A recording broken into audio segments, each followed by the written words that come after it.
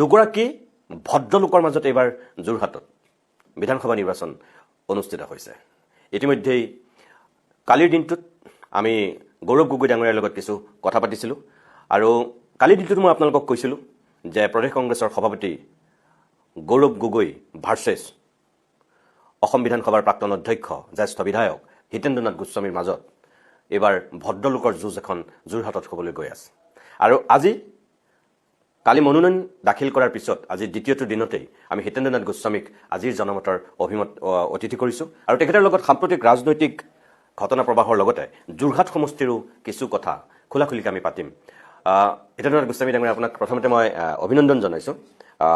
আপুনি এইবাৰ টিকট আকৌ এবাৰ পোৱাৰ কাৰণে আৰু নিৰ্বাচনী এঘৰি যুঁজিবৰ কাৰণে আপুনি সাজু হোৱাৰ কাৰণে কালিৰ দিনটোত আপুনি মনোনয়ন দাখিল কৰিছে আৰু আজিৰ দিনটোত আপুনি মোক অকণমান সময় দিছে, তাৰ কাৰণে প্ৰথমতে আপোনাক ধন্যবাদ জনাইছোঁ। হিতেন্দ্ৰনাথ গোস্বামী অসম গণ পৰিষদৰ 91ৰ পৰা যিটো ৰাজনৈতিক যাত্ৰা আৰম্ভ হৈছিল, আহি আপুনি 5বাৰ বিধায়ক হৈছে, 2বাৰ আপুনি নিৰ্বাচনত পৰাজয় বৰণ কৰিছে। ইমানখিনি নিৰ্বাচন খেলা ব্যক্তি হিচাপে মানে 8টা নিৰ্বাচন আপুনি মোটামুটি খেলিছে, জিকা হৰা মিলি। আগৰ নিৰ্বাচনবিলাকৰ লগত এইবাৰৰ নিৰ্বাচনটো একেই নে আপোনাৰ কাৰণে বেছি প্ৰত্যাহ্বানমূলক নে ক'ৰবাত অলপ বেছি সুবিধাজনক? প্ৰথম কথা, মোৰ এইটো 7 নম্বৰ ইলেকশ্যন হ'ব, কাৰণ মোৰ যদি ভুলোৱা নাই 5টা আমি ইলেকশ্যন আমি জিকিছোঁ, 2টাত আমি পৰা নাই, 5-2 7 আৰু এইবাৰ 8লৈ আহিছোঁ। মই প্ৰথমতে এটা চিন্তা কৰিছিলোঁ যে এটা সময়ত মই ইলেক্টৰেল যি নিৰ্বাচনী যিটো প্ৰচেছ হেৰিৰ পৰা মই অলপ আঁতৰি দিম নেকি, এনে এটা ভাৱ এটা হৈছিল। কিন্তু কিবা এটা কাৰণত মই পুনৰ এইবাৰ এই নিৰ্বাচনত প্ৰতিদ্বন্দ্বিতা কৰিবলৈ মই আহিলোঁ। মোক টিকেট দলে দিলে। আপুনি যোৱাবাৰ মোক কৈছিলে 5 বছৰ আগত আপুনি কৈছিলে যে নিতুনি মই আৰু চাগে ৰাজনীতি নকৰিম, এইটোৱে মোৰ শেষ নিৰ্বাচন হ'ব। আপুনি যোৱাবাৰ এই একেখন মঞ্চতে মোৰ কি আছিলে, কিছুমান নতুন মানুহ আহিব লাগে, 1 নম্বৰ কথা। 2 নম্বৰ কথা, মই চেচুৰেটেড পইণ্টত গৈছিলোঁ, মন্ত্ৰী হৈছিলোঁ, স্পীকাৰো হৈছিলোঁ। তাৰপিছত আকৌ স্পীকাৰৰ পিছত মন্ত্ৰীৰ কথা ওলাইছিল, নোলোৱা নহয়। কিন্তু মই দেখিছোঁ যে মই যিহেতু স্পীকাৰ হৈছোঁ, নতুন কোনোবা আহিলে মন্ত্ৰী হওক, সেইটো ধৰণৰ এটা আশা আছিলে আৰু কৰা তেনেকুৱাই হৈছিল। মন্ত্ৰীটো যিহেতু মই আগতে হৈছোঁ, মন্ত্ৰী হোৱা মানে যথেষ্ট সময় দিবলগীয়া হয় আৰু নিজৰ সমষ্টিটোৰ কাৰণে কাম কৰাত বহুতো কঠিন হয়। মই স্পীকাৰ থাকোঁতেও যোৰহাটৰ কাম কৰোঁতে মোৰ কঠিন হৈছিল। সেইকাৰণে যোৰহাটৰ অলপ ভাল কিবা কৰিব পাৰোঁ নেকি, তাৰ কাৰণে এটা চেষ্টা কৰিছিলোঁ। আৰু সেইকাৰণে যোৱা 5টা বছৰত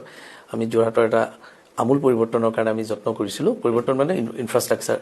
আমি বহুত পিছ পৰি আছিলোঁ, অলপ আগবাঢ়িবলৈ কাৰণে যত্ন কৰিছিলোঁ। আৰু মোৰ ভাল লাগিছিল যে অসম চৰকাৰৰ মাননীয় মুখ্যমন্ত্ৰীয়ে যোৰহাটৰ যিখিনি নতুন স্কীম লৈছিলোঁ, প্ৰতিটো স্কীমত তেওঁ এপ্ৰুভেল আছিল। আৰু বিশেষকৈ এবাৰ কেবিনেট মিটিং এখন ইয়াত পাতিছিল, তেতিয়া মোক এটা স্পীচ দিবলৈ কৈছিলে মুকলি সভাত। মই 5-6 মিনিটৰ এটা স্পীচ দিছিলোঁ, কিন্তু মই গোটেই স্পীচটোত আমাৰ যোৰহাট জিলাৰ 5টা সমষ্টিৰ, তাত কংগ্ৰেছ, বিজেপি, এজিপি এইবিলাক কথা ৰখা নাই। আমি গোটেইকেইটা সমষ্টিৰ MLA মানে কিখিনি বস্তু বেছি প্ৰব্লেম আছে মই অলপ চাইছিলোঁ। আৰু গোটেইকেইটা আমি এটা স্কীম দিছিলোঁ, 9টা স্কীম আমি তেখেতসকলক আমি ফৰ্মেলি পাব্লিকৰ আগত এনাউন্স কৰি পেলাই দিছিলোঁ। আৰু মোৰ ভাল লাগে যে মাননীয় মুখ্যমন্ত্ৰীয়ে সেই 9টা স্কীম ইমপ্লিমেণ্ট কৰাৰ কাৰণে আমাক অৰ্থ দিছিল। আৰু যোৱা সময়ছোৱাত আমি সেইকাৰণে অকল যোৰহাট সমষ্টিতে নহয়, বাকীকেইটা সমষ্টিতো কেইবাটাও মেজৰ স্কীম আমি যোৰহাটত কৰিবলৈ সমৰ্থ হৈছিলোঁ। আৰু বিধায়ক হিচাপে কাম কৰাৰ কাৰণে বৰ সুবিধা, মন্ত্ৰী হ'লে সেই সুবিধাটো নাথাকে। সেইকাৰণে মই বিধায়ক হিচাপে যোৱা সময়ছোৱাত যিখিনি কাম কৰিছিলোঁ, মোৰ নিজৰ এটা ছেটিছফেকশ্যন আছে যে I am doing good work. আৰু সেইকাৰণে এইবাৰ প্ৰথম অৱস্থাত মই এটা ভাবিছিলোঁ যে নকৰা ভাল হ'ব। কিন্তু মই এটা কথা মোক কৈছিলে 2-এজন ইণ্টেলেকচুৱেলে যে 3 বছৰহে থাকিব এইবাৰ, 1 নেশ্যন 1 ইলেকশ্যন অলমষ্ট কমপ্লিট কৰাৰ দিশত গৈ আছে। গতিকে সেইটো হ'লে যেতিয়া নেক্সট ইলেকশ্যন লোকসভা হ'ব, বিধানসভাও হ'ব লাগিব, অৰ্থাৎ আমি 3 বছৰ মূৰত আমাৰ বিধানসভা ডিজল্ভ হ'ব, যদিহে 1 নেশ্যন 1 ইলেকশ্যন হোৱা যায়। আৰু সেইটো হ'ব বুলি যথেষ্ট ইনফৰমেশ্যন মোক দিছিল। আৰু সেইকাৰণে ভাবিলোঁ 3টা বছৰহে, আৰু 3টা বছৰ দৰকাৰ হ'লে লাগো। কাৰণ যোৰহাটত কেইটামান কাম, বিশেষকৈ ফ্ৰীডম মুভমেণ্ট পাৰ্ক আমি যিখন ইয়াত কৰিছোঁ, সেই পাৰ্কখন বৰ মানুহে আকৰ্ষিত হৈছে। 4,000-3,000 মানুহ মোৰ জীৱনত, মোৰ ঘৰৰ ওচৰতে এই পাৰ্কখন হৈছে, এনেকৈ মানুহ আহিব বুলি মই ভবা নাছিলোঁ। কিছু কাম আৰু থাকি গৈছে, এই পাৰ্কখনৰ অলপ কাম কৰিবলৈ আছে। এই 3টা বছৰত যদি সেইখিনি কাম কৰিব পাৰোঁ, 2টামান মেজৰ কাম আছে, বিশেষকৈ টি এৰিয়াবিলাকত আমি অলপ টুৰিজিম কৰিব পাৰোঁ নেকি, সেই কথাটো এটা মই চেষ্টা কৰিছোঁ। মোক 6খন নতুন পঞ্চায়ত মোৰ ওপৰত আমি লৈছিলোঁ, হোলোঙাপাৰ বুলি অঞ্চল, য'ত লাচিতৰ প্ৰতিমূৰ্তি আছে, পিছৰ ফালে তাত বাগানৰ মানুহখিনি মানে অৰ্থনৈতিক উন্নয়নৰ কাৰণে মই টি টুৰিজিমৰ কথা এটা ভাবিছোঁ আমি ইতিমধ্যে অসম মালাৰ এটা ৰাস্তা তাত কৰিবলৈ পাইছোঁ সেইকাৰণে এই 3টা বছৰত হয়তো আৰু কিছু কাম কৰি যদি যোৰহাটক মই কণ্ট্ৰিবিউশ্যন কৰি যাব পাৰোঁ মোৰ মনটো সুখী হ'ম আৰু সেইকাৰণে মই এইবাৰ আকৌ টিকেট দিয়াৰ কাৰণে দিব নিদিব ঢেৰ যোজা চলিছিল মই ভাবিছোঁ এইবিলাক কথাত একেবাৰে গুৰুত্ব নিদিওঁ দিলে উঠিম নিদিলেতো মই এনেও ভাবিছিলোঁ জানো আপুনি মানুহজন কেনেকুৱা আমিতো গম পাওঁ তথাপি মই কেইটামান কথা আপোনাক খোলাকে সোধোঁ এইমাত্ৰ আপুনি যিটো কৈছে টিকেট দিব নিদিব আচলতে ইয়াত আমিও ভাবোঁ যে গৌৰৱ গগৈক যেতিয়া যোৰহাটৰ প্ৰাৰ্থী হিচাপে প্ৰক্ষেপ কৰিলে আপোনাৰ কাৰণে চাগে টিকেট পোৱাত বেছি আশীৰ্বাদ হৈ গ'ল নেকি মানুহে তেনেকৈ ভাবে যে এইবাৰ ইয়াত আপোনাৰ ঠাইত এজন যুৱ নেতাই প্ৰাৰ্থিত্ব পাব বুলি ব্যাপক ৰূপত চৰ্চা হৈ আছিল হয়তো তেওঁকেই চাগে প্ৰাৰ্থী হিচাপে বিজেপিয়ে দিয়াৰ পুৰা চিন্তা চৰ্চা কৰিছিল কিন্তু যেতিয়া গৌৰৱ গগৈ ইয়াত প্ৰাৰ্থী হ'ল তেতিয়া আমি ভাবোঁ যে বিজেপিৰ শীৰ্ষ নেতৃত্ব বা মুখ্যমন্ত্ৰী এই ক্ষেত্ৰত হলঠেকত পৰিল আৰু সেই যুৱ প্ৰাৰ্থীৰ ঠাইত আপোনাৰ কাৰণে আশীৰ্বাদসূচকভাৱে আপুনি নিবিচৰাৰ পিছতো আপোনাকে আকৌ প্ৰাৰ্থী হিচাপে প্ৰক্ষেপ কৰিলে ইয়াৰ চাগে কেইবাটাও কাৰণ হ'ব কিন্তু মই দূৰৰ পৰা এজন সাংবাদিক হিচাপে মোৰ যিটো অনুমান সেইটো হৈছে এজন আপুনি ভদ্ৰলোক এজন আপুনি অভিজ্ঞ ৰাজনীতিক আৰু আপুনি অসম গণ পৰিষদৰ দিনৰ পৰা আপুনি যিটো ইয়াত ৰাজনীতি কৰিছে আপোনাৰ নিজৰ এটা পকেট ভোট আছে এজিপি বিজেপি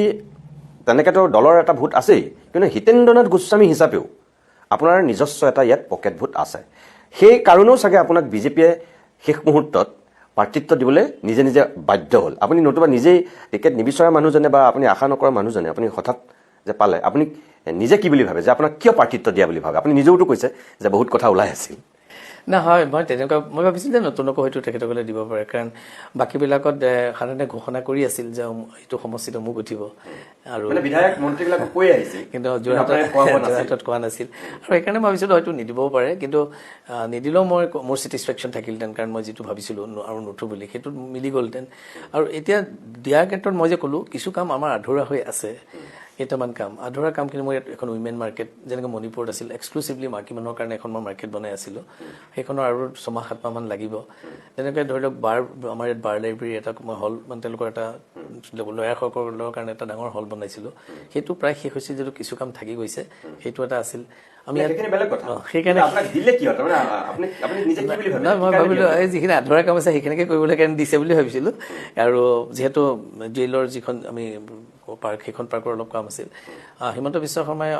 অন্য বেলেগ কথা পলিটিকেল কথা নাজানো কিন্তু মোক অলপ ট্ৰাষ্ট কৰে কাম কাজবিলাকৰ ক্ষেত্ৰত আমি কিবা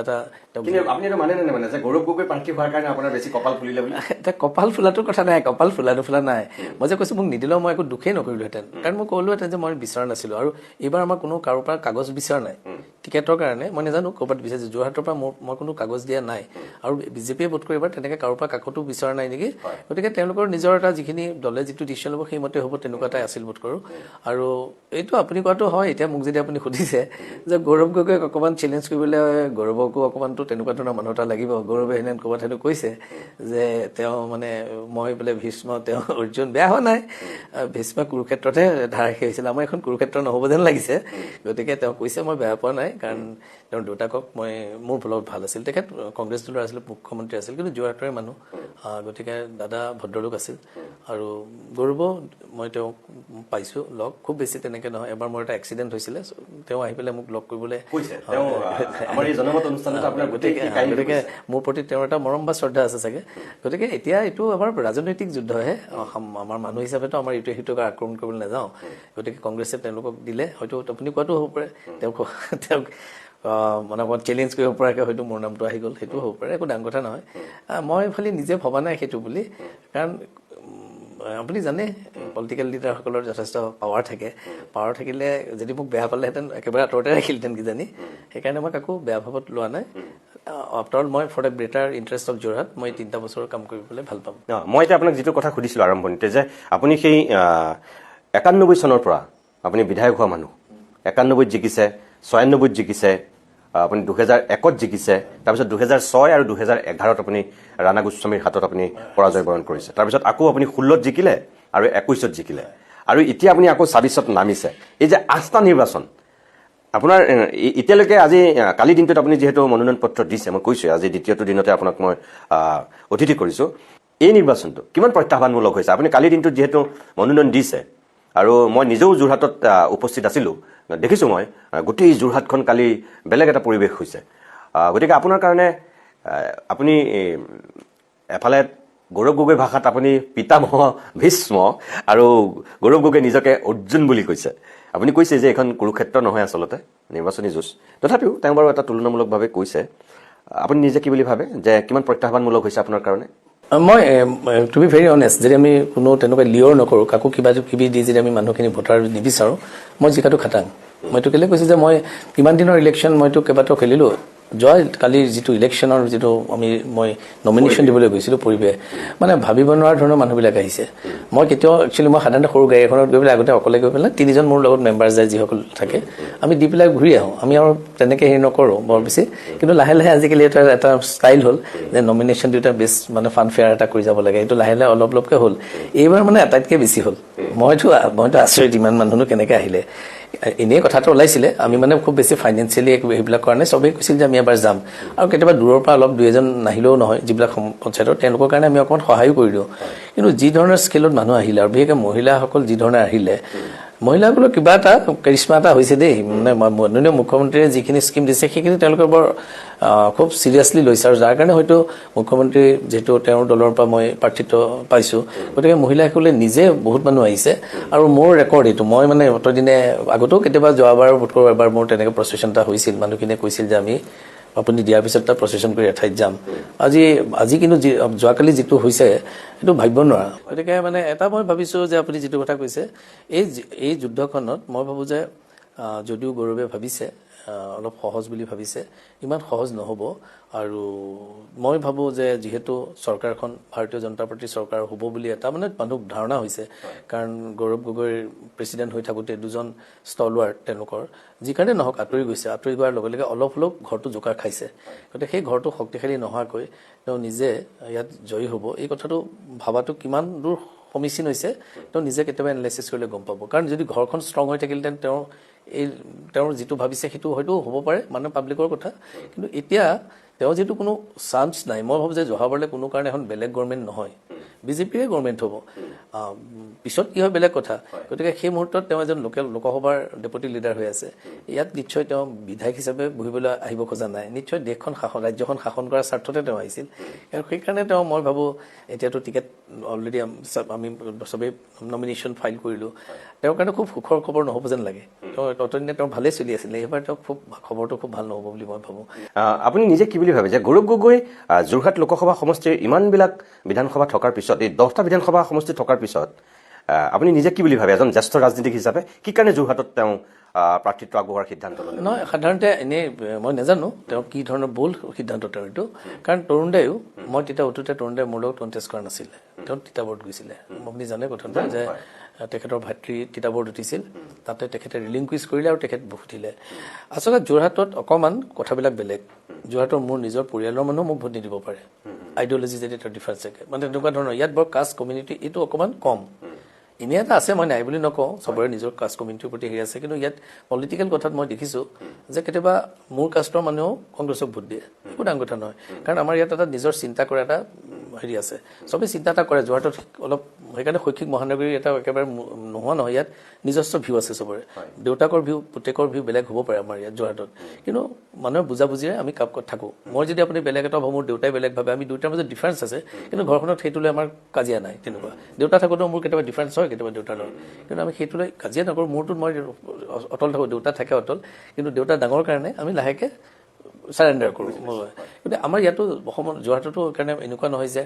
অমুক মানুহখিনি অমুকক ভোট দিব, অমুকক, সেইবিলাক নহয়। ইয়াত মানুহে অলপ চিন্তা চৰ্চা কৰি দিয়ে। যোৱাবাৰ গৌৰৱে যিহেতু পাৰ্লিমেণ্টত জিকাৰ ক্ষেত্ৰত অকণমান আমাৰ দলৰ MP জনে হওক বা আমাৰ কৰ্মীবিলাকৰ আমাৰ অলপ ভুল হৈছিল। পাৰ্লিমেণ্ট ইলেকশ্যন এটা খেলোঁতে আমি আগৰ নিচিনা সাধাৰণ হিচাপে লৈছিলোঁ, কিন্তু পাৰ্লিমেণ্ট ইলেকশ্যন আজিকালি বিধানসভা ইলেকশ্যনৰ নিচিনাকৈ চিৰিয়াছকৈ ল'ব লাগিব। আগতে পাৰ্লিমেণ্ট ইলেকশ্যন মানুহ ইমান ভবা নাছিল, আৰু এছেম্বলি ইলেকশ্যনে ভাবিছিল। আজিকালি দুয়োটা সমানে ষ্ট্ৰং হৈছে। গতিকে মই ভাবোঁ যে গৌৰৱে যেনেকৈ তাত এটা সুবিধা পাইছিল পাৰ্লিমেণ্টত, যোৰহাটত তেওঁ হোমৱৰ্ক অলপ কৰিব লাগিছিল। বিফৰ চুজিং দিছ ছিট তেওঁ অলপ হোমৱৰ্কৰ প্ৰয়োজন আছিল। মই জনাত যোৱা 2টা বছৰ ধৰি তেখেত MP হৈছে, কিন্তু খুব তেনেকুৱা ধৰণৰ মানে ছিগনিফিকেণ্ট কোনো ৱৰ্ক তো কোনো এটা সমষ্টিত মই যোৰহাটতো দেখা নাই, কাষৰ সমষ্টিবিলাকতো দেখা নাই। কিন্তু খুব এটা ভাল কথা নহ'ল গৌৰৱৰ কাৰণে। তাৰপিছত তেওঁ কিয় যোৰহাট মানে চইচ মই সেইকাৰণে বুজি পোৱা নাই। মোৰ মানে অকণমান ধাৰণা এটা তেওঁ খুব বেছিকৈ অভাৰ কনফিডেঞ্চ হ'ল নেকি। কাৰণ তেওঁ এইটো সঁচা কথা, কোনোবাই ভাল পায় বেয়া পায় বেলেগ কথা, কিন্তু অসমীয়া এজন যুৱক হিচাপে, অসমীয়া এজন MP হিচাপে পাৰ্লিমেণ্টত তেওঁ যেতিয়া অপজিশ্যনৰ ৰোলটো প্লে কৰে, মই অপজিশ্যনত তেওঁ কোৱা কথাবিলাক ছাপোৰ্ট কেলৈ কৰিম বাৰু। যিধৰণে তেওঁ বেয়াকৈ গালি দিয়ে সেইটো মোৰ ভাল নালাগে, কিন্তু তেওঁ কয়তো কথা ক'ব পৰাকৈ। আৰু ভাৰতবৰ্ষত অসমীয়া যুৱক এজন MPক মানে ইমান আগবঢ়াইতো ধেমালি কথা নাই। কাৰণ হেমবৰুৱা আছিল, দীনেশ দা আছিল, তেওঁলোকে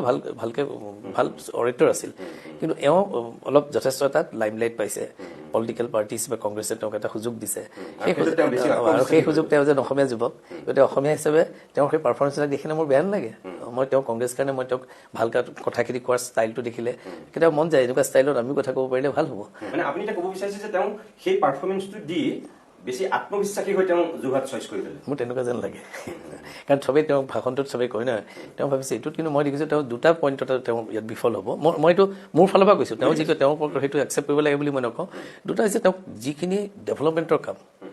as a MLA as a MP আমাৰ কিছু পইচা দিয়ে নহয়, সেই ফাণ্ডৰ অন্তত তেওঁ 20 লাখ 25 লাখৰ 2টা বা 3টা কাম যদি কৰিলেহেঁতেন। আজিকালি কিবা এটা ভাল কাম কৰিবলৈ 15-20 লাখ টকা লাগে। মই জুবিনৰ এটা আমি ইয়াত ষ্টেচু এটা সেইকাৰণে কৰিছিলোঁ পাৰ্কৰ কাৰণে, মই প্ৰায় 70 লাখ টকা মই কাকো জনোৱা নাই। মই কেতিয়াও বৰ বেছি নকৰোঁ মই কি কৰিব বিচাৰিছোঁ, কিন্তু জুবিনক মই তাৰ স্মৃতিটো আমাৰ যোৰহাটত পাৰ্মানেণ্টলি ৰখাৰ কাৰণে মই এটা কাম কৰি আছোঁ। আৰু মই দেখিছোঁ যথেষ্ট পইচা লাগে, প্ৰায় 70 লাখ টকা লাগিছে আৰু অলপ লাগিবহে। সেইকাৰণে মই ভাবোঁ যে কিবা এটাতো কৰিবলৈ পইচা অলপ লাগিব ন। সেইধৰণে তেওঁ MP হিচাপে তেওঁ মই ক'তো তেনেকুৱা এটা মেজৰ ৱৰ্ক কৰা মই দেখা নাই। যোৰহাট সমষ্টিটো কৰা নাই, এইটো কথা। ক'ৰবাত 2 লাখ 3 লাখ বা 4 লাখ টকা দি কিবা ৰাস্তা দিয়া পঢ়ি কৰা সেইবোৰ বেলেগ কথা, সেইবোৰ চবেই কৰিব পাৰে। পঞ্চায়তৰ মেম্বাৰ কৰিব পাৰে, MLA কৰিব পাৰে, MPও কৰিব পাৰে, কিন্তু এটা মেজৰ ৱৰ্ক তেওঁ 2টা বছৰ যোৱা নাই জানো পাৰ্লিমেণ্টত। 2টা বছৰৰ ভিতৰত যোৰহাটত এটা তেওঁ ঘৰ ইয়াত কিবা এটা পাৰ্মানেণ্ট ৱৰ্ক এটা যি মেজৰ কৰিলেহেঁতেন, ময়ো এপ্ৰিচিয়েট কৰিলোঁ যে এইটো যোৰহাটত দৰকাৰ আছিলে কৰিলে। তেওঁ সেই ধৰণৰ কোনো কাম কৰা নাই। আৰু সেইফালৰ পৰা মই ভাবোঁ যে তেওঁ কিছু পৰিমাণে MPৰ ৰোলটো কেনেকুৱা হ'ব লাগিব, অকল অৰেটৰ হ'লেই নহ'ব, স্কলাৰ হ'লেই নহ'ব, কিন্তু পাব্লিকৰ ডিমাণ্ডবিলাক ফুলফিল কৰাৰ কাৰণেও তেওঁ 2-এটা কাম কৰিব লাগিব। বিধানসভা সমষ্টিৰ বিধায়ক, অসম বিধানসভাৰ প্ৰাক্তন অধ্যক্ষ, প্ৰাক্তন মন্ত্ৰী হিতেন্দ্ৰনাথ গোস্বামী ডাঙৰীয়া আজিৰ জনমতৰ অতিথি। মই আকৌ আপোনাৰ কাষলৈ আহিছোঁ। বিৰতিৰ পূৰ্বে আপুনি যিকেইটা কথা কৈছে গৌৰৱ গগৈ সন্দৰ্ভত, হ'ব পাৰে হয়তো তেনেকুৱাও হ'ব পাৰে আপুনি কোৱাৰ ধৰণে। কিন্তু একেটা সময়তে মই আপোনাক এনেকৈ ক'ব পাৰোঁ যে য়ং যিটো জেনেৰেশ্যন, তেওঁলোকে আকৌ ধৰক সেই বাকপটুতাটোক বহুত ভাল পায়। এতিয়া প্ৰধানমন্ত্ৰী আৰু গৃহমন্ত্ৰীৰ সন্মুখত যেতিয়া আপুনি যিটো কথা ক'লে যে আপোনাৰো কেতিয়াবা ভাল লাগে বা কেতিয়াবা আমাৰ বিজেপি বহু মানুহ শিকিব লাগে বুলি যিটো কথা ক'লে, সেই বস্তুটো য়ং জেনেৰেশ্যনটোৱে গৌৰৱ গগৈ সেই বাকপটুতাটো খুব এপ্ৰিচিয়েট কৰে যে এজন অসমৰ মানুহ প্ৰধানমন্ত্ৰী আৰু গৃহমন্ত্ৰীৰ সন্মুখত এনেকৈ কথা কৈছে, নৰ্থ ইষ্টৰ ইছ্যু বা অসমৰ কিবা বিষয় বা ভাৰতবৰ্ষৰ বিভিন্ন ইছ্যুত তেওঁ ইমান সগৌৰৱে মাত মাতিছে। সেইটোত নতুন প্ৰজন্মটো খুব উদ্বুদ্ধ হয়। 2 নম্বৰ কথা, আপুনি যেনেকৈ খুব ভদ্ৰ ব্যক্তি, আপুনি যেতিয়া যিটি কথা নকয় ক'তো, মানে আপোনাৰ মুখত আজিলৈকে অসমৰ মানুহে তেনেকুৱা কথা বতৰা শুনা নাই যিবিলাকৰ কাৰণে ৰাজনীতিবিলাকক বেয়া পায় সাধাৰণতে। ঠিক একেধৰণে গৌৰৱ গগৈও এতিয়ালৈকে তেনেকুৱা কথা কোৱা নাই। কালিৰ দিনটোতো মোৰ লগত যেতিয়া তেখেত বহিছিলে, আপোনাৰ সন্দৰ্ভত মই যেতিয়া কিবা কিবি সুধিছোঁ, সঁচাকৈ মোৰ ভাল লাগিল যে ইমান পজিটিভকৈ ভদ্ৰ ভাষাত কৈছে বা আপোনাক সন্মান কৰি পেলাই কৈছে। সেইটোৱে হ'ব লাগে আচলতে। অসমৰ মানুহে ৰাজনৈতিক প্ৰতিদ্বন্দ্বিতা হওক, কিন্তু শত্ৰুতা নহয়, প্ৰতিদ্বন্দ্বিতা হওক। আৰু গৌৰৱ গগৈও কালি যিটো কৈছে, আজিও আপুনি সেই একেই কৈছে, ইমান ধুনীয়াকৈ কৈছে। আমি এই ৰাজনীতিটো বিচাৰোঁ, কিন্তু অসমত এই ৰাজনীতিটোৰ অভাৱ। এতিয়া মোৰ কথাটো হ'ল যে এই নিউ জেনেৰেশ্যনটোৱে এই ৰাজনীতিটোৱে বিচাৰে যে পজিটিভ ৰাজনীতি, যোগাত্মক ইছ্যুভিত্তিক ৰাজনীতি হওক, এইবিলাক বোকা চতুৱাৰ ৰাজনীতিতকৈ বা বেয়া কথা কোৱা তেনেকুৱা ৰাজনীতি নিবিচাৰে। আপুনি নাভাবেনে যে যোৰহাটৰ যিহেতু এটা সুকীয়া নাম আছে এই ক্ষেত্ৰত গোটেই অসমতেই, যে শিক্ষাৰ নগৰী, অভিজাত সমষ্টি, একদম মানে এটা স্বাভিমান থকা যোৰহাটৰ জনতাই এইবাৰ ক'ৰবাত অলপ হলঠেকত পৰিছে নেকি যে 2জন ভদ্ৰলোকৰ মাজত এজন য়ং খুব ডাইনেমিক আৰু তেওঁ কথা কয়, আনজন খুব ভদ্ৰলোক জুকিমাখি কথা কয়, আৰু তেখেতৰ বিগত সময়ৰ যোৰহাট সমষ্টিৰ কাৰণে পাৰফৰ্মেঞ্চ চায়ো তেখেতক ওলাই কৰিব নোৱাৰে। তাৰমানে আপুনি তেখেত অনভিজ্ঞ মানে বিধানসভাৰ ক্ষেত্ৰত, আপুনি কিন্তু অভিজ্ঞ, 8টা নিৰ্বাচন খেলিছে। গতিকে আপোনাৰ সেই ক্ষেত্ৰত দৃষ্টিভংগীটো কেনেকুৱা যে যোৰহাটৰ জনতা ক'ৰবাত বাৰু এইবাৰ 2 নাও 2 ভৰি হৈছে নেকি? মই আপোনাক আৰু এটা কথা কৈ দিওঁ। এনেকুৱা কথাও শুনিছোঁ যে আমি হিতেন্দ্ৰনাথ গোস্বামীক আমি ভোট নিদিওঁ, আমি বিজেপিক ভোট দিম, যিটো আপুনি ক'লে যে চৰকাৰ বিজেপি আহিব বুলি বহুত মানুহে ভাবিছে। বহুত সমষ্টিত হয়তো এতিয়া সেইটোৱে হ'ব যে তাৰ ব্যক্তিজনক ভোট নিদিয়ে, কিন্তু দলটোক ভোট দিব চৰকাৰ অহাৰ স্বাৰ্থত। আৰু গৌৰৱ গগৈৰ ক্ষেত্ৰত আকৌ এনেকুৱা কথা কেইটামান শুনিছোঁ, আমি কংগ্ৰেছক ভোট নিদিওঁ, আমি গৌৰৱ গগৈক ভোট দিম। হয়, এই ক্ষেত্ৰত আপুনি কি? নাই, ডেফিনেটলি পাব্লিকৰ মাইণ্ডবিলাক আমিতো চবেই জুখিব নোৱাৰোঁ, প্ৰত্যেকৰ নিজৰ থাকে। কিন্তু মই ভাবোঁ, মই এইটো কাকো মোৰ মেছেজ বুলি নকওঁ, মোৰ কথাটো এনেকুৱা হৈছে যোৰহাটক এই মুহূৰ্তত ডেভেলপমেণ্টৰ এটা শিখৰলৈ গৈ আছে লাহে লাহে, যিটো দৰকাৰ আছিলে এখন টাউনৰ ক্ষেত্ৰত দৰকাৰ আছিলে। আৰু সেই ক্ষেত্ৰত মই কিছু পৰিমাণে গভৰ্ণমেণ্টৰ লগত, মুখ্যমন্ত্ৰীৰ লগত বা বিত্তমন্ত্ৰীৰ লগত আলোচনা বিলোচনাৰ আমি কামবিলাক ইয়াত কৰিব, ডেভেলপমেণ্টৰ কামখিনি খুব ধুনীয়াকৈ গৈ আছে। এতিয়া যোৰহাটৰ মানুহে এই ডেভেলপমেণ্টটো বিচাৰে। গৌৰৱ গগৈ সেইফালৰ পৰা ইনএক্সপিৰিয়েঞ্চ তেওঁ কাইলৈ আৰু অপজিশ্যনত বহি পেলাই তেওঁ ডেভেলপমেণ্ট কৰিব নোৱাৰে যোৰহাটৰ, সেইটো এটা মানুহে বুজি পায়। মই এইকাৰণে কৈছোঁ, মই বুজি নাপালোঁ, যদি ইয়াত মুখ্যমন্ত্ৰী হ'ব পৰাকৈ তেওঁ কামটো কৰিলেহেঁতেন কথাটো বেলেগ। তেওঁতো এম্বিশ্যনটো নিশ্চয় মুখ্যমন্ত্ৰী এটা আছে, কিন্তু মই দেখিলোঁ তেওঁৰ এই ইলেকশ্যনটোৰ আগে আগে যি দুটা ডাঙৰ ঘটনা ঘটি গ'ল, মানে গোটেই পাৰ্টিটো জোকাৰ খাই গ'ল ন, যি ৰাইটলি ৰংলি। সেই জোকাৰ খোৱাৰ পিছত মইতো ইয়াত মই বৰ্তমান ভাবিছোঁ যে তেওঁ চাগে ইয়াত প্ৰাৰ্থিত্ব নল'ব, কাৰণ তেওঁ দলটোক শক্তিশালী কৰিব লাগে, অসমতো শক্তিশালী কৰিব লাগে, কাৰণ তেওঁ ইয়াত আহিলে এজন বিধায়ক হ'ব পাৰিব। যদি তেওঁ ভাবিছে মই বিধায়ক হ'বৰ কাৰণে আহিছোঁ, তেতিয়াহ'লে তেওঁ যিখিনি কাম কৰি আছে সেই কামখিনি ইয়াত কিন্তু ৰিজাল্ট একো নাপায়। কিন্তু মই কৈছোঁ আগতো যে বৰ সহজ নহ'ব যোৰহাটত। যিখিনি য়ং জেনেৰেশ্যন আছে তেওঁলোকৰ লগত, মোৰ লগতো তেওঁলোকৰ অলপ হ'লেও সম্বন্ধ আছে। এটা অলপ নহয়, আপোনাৰ ভাল সম্বন্ধই আছে চাগে। ল'ৰা ছোৱালীবিলাকৰ কথাটো কি হৈছে যে তেওঁলোকে এটা বিচাৰে নন কাৰাপশ্যন, মানে নন কাৰাপ্ট মানুহ বিচাৰে। ভগৱানৰ কৃপাত এতিয়ালৈকে মই তেনেকুৱা ধৰণৰ কোনো, মানে মোৰ ওপৰত কোনো আজিলৈকে সেই কথাটো ক'ব পৰা নাই। মই নিজে স্পীকাৰ হৈ আমাৰ বিধায়কসকলৰ দৰমহা যথেষ্ট বৃদ্ধি কৰি দিছিলোঁ। মই জানো যে মোৰ ঘৰখনৰ আমাৰ আৰ্থিক অৱস্থাটো বৰ বেয়া নহয়। আপুনি অধ্যক্ষ হৈ প্ৰথম সাক্ষাৎকাৰ মোৰ লগতেই বহিছিলে, মোৰ তাতেই বহিছিলে, আপুনি মোৰ কথা এইখিনি কথা কৈছিলে। মোৰ কথা হৈছে যে কিয় আমি ভাল দৰমহা এটা MLA ক নিদিওঁ। এজন IAS অফিচাৰ যেতিয়া ভাল দৰমহা এটা পায়, এজন DC যদি ভাল দৰমহা পায়, তেওঁ বেয়া কাম কৰিব নোৱাৰে। আচলতে পইচা কাৰণে ভাল দৰমহা এটা দিলে আপুনি লোভ নাথাকে। মই সদায় ভাবোঁ যে 126 জন MLA ক ভাল দৰমহা দিব লাগে। মই কোৱা নাই যে একেদিনাই চব মানুহ ভাল হ'ব, কিন্তু ভাল দৰমহা এটা হ'লে ভাল মানুহ উঠিবলৈ চেষ্টা কৰিব। নহ'লে আপুনি কেতিয়াও তাত তিষ্ঠি থাকিব নোৱাৰে, কাৰণ আপুনি এবাৰ 5 বছৰ থকাৰ পিছত নিজেই ক'ব যে মই আৰু নাথোঁ। আমাৰ কিবা এটা মোৰ সৌভাগ্য আছিল যে মোৰ পৰিয়ালটো মোৰ কোনো বাৰ্ডেন নাই, সেইকাৰণে কষ্টৰ মাজেৰে গৈ আছিলোঁ। আৰু স্পীকাৰ হোৱাৰ লগে লগে মই কৈছোঁ আমি ভাল MLA লাগিলে আমাক দৰমহা বঢ়াবই লাগিব, আৰু কৰা হ'ল। আজি তেওঁ প্ৰত্যেকজন MLA ভাল দৰমহা এটা পায়, আৰু তেওঁলোকে কাৰণে ভাল মানুহবিলাক আহিব লাগে। এতিয়া মই গৌৰৱৰ কথা কৈছোঁ, তেওঁ ইয়াত MLA হ'বলৈ আহিলে মই একো বেয়া নাপাওঁ, তেওঁ যে MLA হৈ যোৰহাটৰ কাৰণে কাম কৰিব বিচাৰে। কিন্তু যদি অসমৰ কংগ্ৰেছক নেতৃত্ব দিব বিচাৰে, যোৰহাটৰ বিধায়ক হয়, মই তেওঁ নোৱাৰিব। সেইটো ক্ষেত্ৰত তেওঁ কেতিয়াও সফল নহ'ব। এইকাৰণে নহ'ব কাৰণ তেওঁ মুখ্যমন্ত্ৰী হ'ব নে দলটো বচাব নে যোৰহাটক চাব। আপুনি তিনিটা কথা আছে। তেওঁৰ কথা হৈছে তেওঁ দলটো বচাব লাগিব যে মুখ্যমন্ত্ৰী, দলৰ সভাপতি হিচাপে পাৰিলে মুখ্যমন্ত্ৰী হ'ব লাগিব, তেওঁ অসমখন যদি ভাল কৰিব বিচাৰে, আৰু সেইকেইটাও নোৱাৰিলে তেওঁ MLA হৈ ভাল হৈ থাকিব লাগিব। মই দেখিছোঁ তেওঁ আনচাৰ্টেইনিটি আছে। বেয়া নাপাব, কাৰণ he will continue as a MP also'. মই এইটো কাৰণে তেওঁক মই কোনো বেয়া ভাৱত কৰা নাই, কিন্তু মই আনচাৰ্টেইনিটি এটা মাজেৰে তেওঁ যাব এই মুহূৰ্তত যিকেইদিন থাকিব। আৰু আমি 10-15 দিনৰ পিছত আমাৰ ইলেকশ্যন হৈ যাব। মই পুনৰ তেওঁৰ চাৰ্টেইনিটিৰে কিবা কৰিব মই নাভাবোঁ, কাৰণ গোটেই অসমত কংগ্ৰেছৰ যিটো এতিয়া বৰ্তমান যি ধৰণৰ ইলেকশ্যনৰ কাৰণে যিসকলক বাচিছে, সেইসকলক তেওঁ কেনেকৈ কণ্ট্ৰল কৰিব মোৰ কাৰণে ডাউট আছে। কাৰণ তেওঁ যদি 3-4জন ইকুইভেলেণ্ট লিডাৰ থাকিলহেঁতেন, তেওঁ আপাৰ আছামত অলপ নিজকে কনচেনট্ৰেট কৰি বাকীখিনিক যদি ভাগ কৰি দিলেহেঁতেন, নিশ্চয় তেওঁ কিবা এটা মানুহৰ মাজত মেছেজ দিব পাৰিলেহেঁতেন। য়ং জেনেৰেশ্যনে ভাল পোৱাটো অস্বাভাৱিক নহয়, কাৰণ বহুতে তেওঁক এডৰো কৰে, তেওঁক ভালো পায়। কিন্তু মই সেইখিনি ভোটেৰে তেওঁ জিকিব বুলি মই আশা নকৰোঁ, কাৰণ ময়ো ফিল্ডত ঘূৰিছোঁ, আৰু সেই ফিল্ডত ঘূৰাৰ কাৰণে মই ইমানখিনি ক'ব পাৰিছোঁ। কিন্তু সেইটো তেওঁৰ কথা, তেওঁ জিকিলে তেওঁ কৰিব, মই জিকিলে মই ক'ম। কিন্তু এইটো আল্টিমেটলি পাব্লিকে ঠিক কৰিব, আৰু এই পাব্লিকে নিশ্চিতভাৱে চৰকাৰ থকাৰ ফালে বেছিকেলি তেওঁলোকে আগভাগ ল'ব, কাৰণ মানুহে বিচাৰিছে আৰু কাম হওক। তাৰমানে আপুনি মূলতঃ ক'ব বিচাৰিছে যে গৌৰৱ গগৈ য়ং জেনেৰেশ্যনটোৱে ভাল পোৱাৰ পিছতো তেওঁ জয়ী হ'ব পৰাকৈ যিটো ইয়াৰ জনসমৰ্থনৰ প্ৰয়োজন হ'ব, সেইটো তেওঁৰ পক্ষত এইকাৰণেই নাযাব যে যোৰহাটৰ জনতা চৰকাৰ যাৰ আহিব সেই দলটোৰ লগত থাকিব। সেই মানে ডেভেলপমেণ্টটো বিচাৰিছে। আমি খোৱা পানী বিচাৰিছোঁ, আৰ্ছেনিক মুক্ত পানী। এই পানী কৰিবৰ কাৰণে 200-300 কোটি আৰু লাগিব, কাৰণ আগৰ এটা প্ৰজেক্ট তৰুণ গগৈৰ দিনতে আহিছিলে, সেই প্ৰজেক্টটো ফেইল হ'ল। মাত্ৰ আমি MLA হোৱাৰ পিছত 5খন পঞ্চায়তত আমি পানীৰ যোগান দিব পাৰিলোঁ, কোম্পানী গুচি গ'ল। মানে যেতিয়া তেওঁলোকে বহুত বেয়া কাম কৰিছিলে, আগতে পাইপ কিনিছিলে কিন্তু পানীটো উলিওৱাই নাছিল। ইয়াৰ 5 বছৰৰ আগৰ আপুনি মোৰ লগত যেতিয়া এই ইলেকশ্যনৰ সময়ত আমি যেতিয়া বহিছিলোঁ, আপুনি কিন্তু তেতিয়া এটা কথা কৈছিল যে যিখিনি যোৰহাটৰ কাৰণে আপুনি কাম কৰিছে তাৰ ভিতৰত আপোনাৰ এটা মন আছিল, মানে ইচ্ছা বুলি কৈছিল আপুনি, যে মই আমাৰ পানীৰ সমস্যাটো সমাধান কৰিব পাৰিলে মোৰ নিজৰ এটা মই শান্তি পাম আপোনাৰ মনত আছে চাগে আপুনি এতিয়া এই 5 বছৰ সেইটো কিমান কমপ্লিট কৰিলে মই ক'লো যে কোম্পানীটো যে পলাই যাব মই ভবা নাছিলোঁ প্ৰথমে সেই কোম্পানীটোৱে অকল পাইপ কিনিলে মই যেতিয়া MLA হ'লোঁ তাৰ আগতে তৰুণ গগৈ চৰকাৰ আছিল তাৰপিছত আমাৰ চৰকাৰ হওঁতে মই সেইবাৰ MLA হ'লোঁ মই পাইপবিলাক দেখিছোঁ কিন্তু পানীটো অনাৰ কোনো ব্যৱস্থাই হোৱা নাই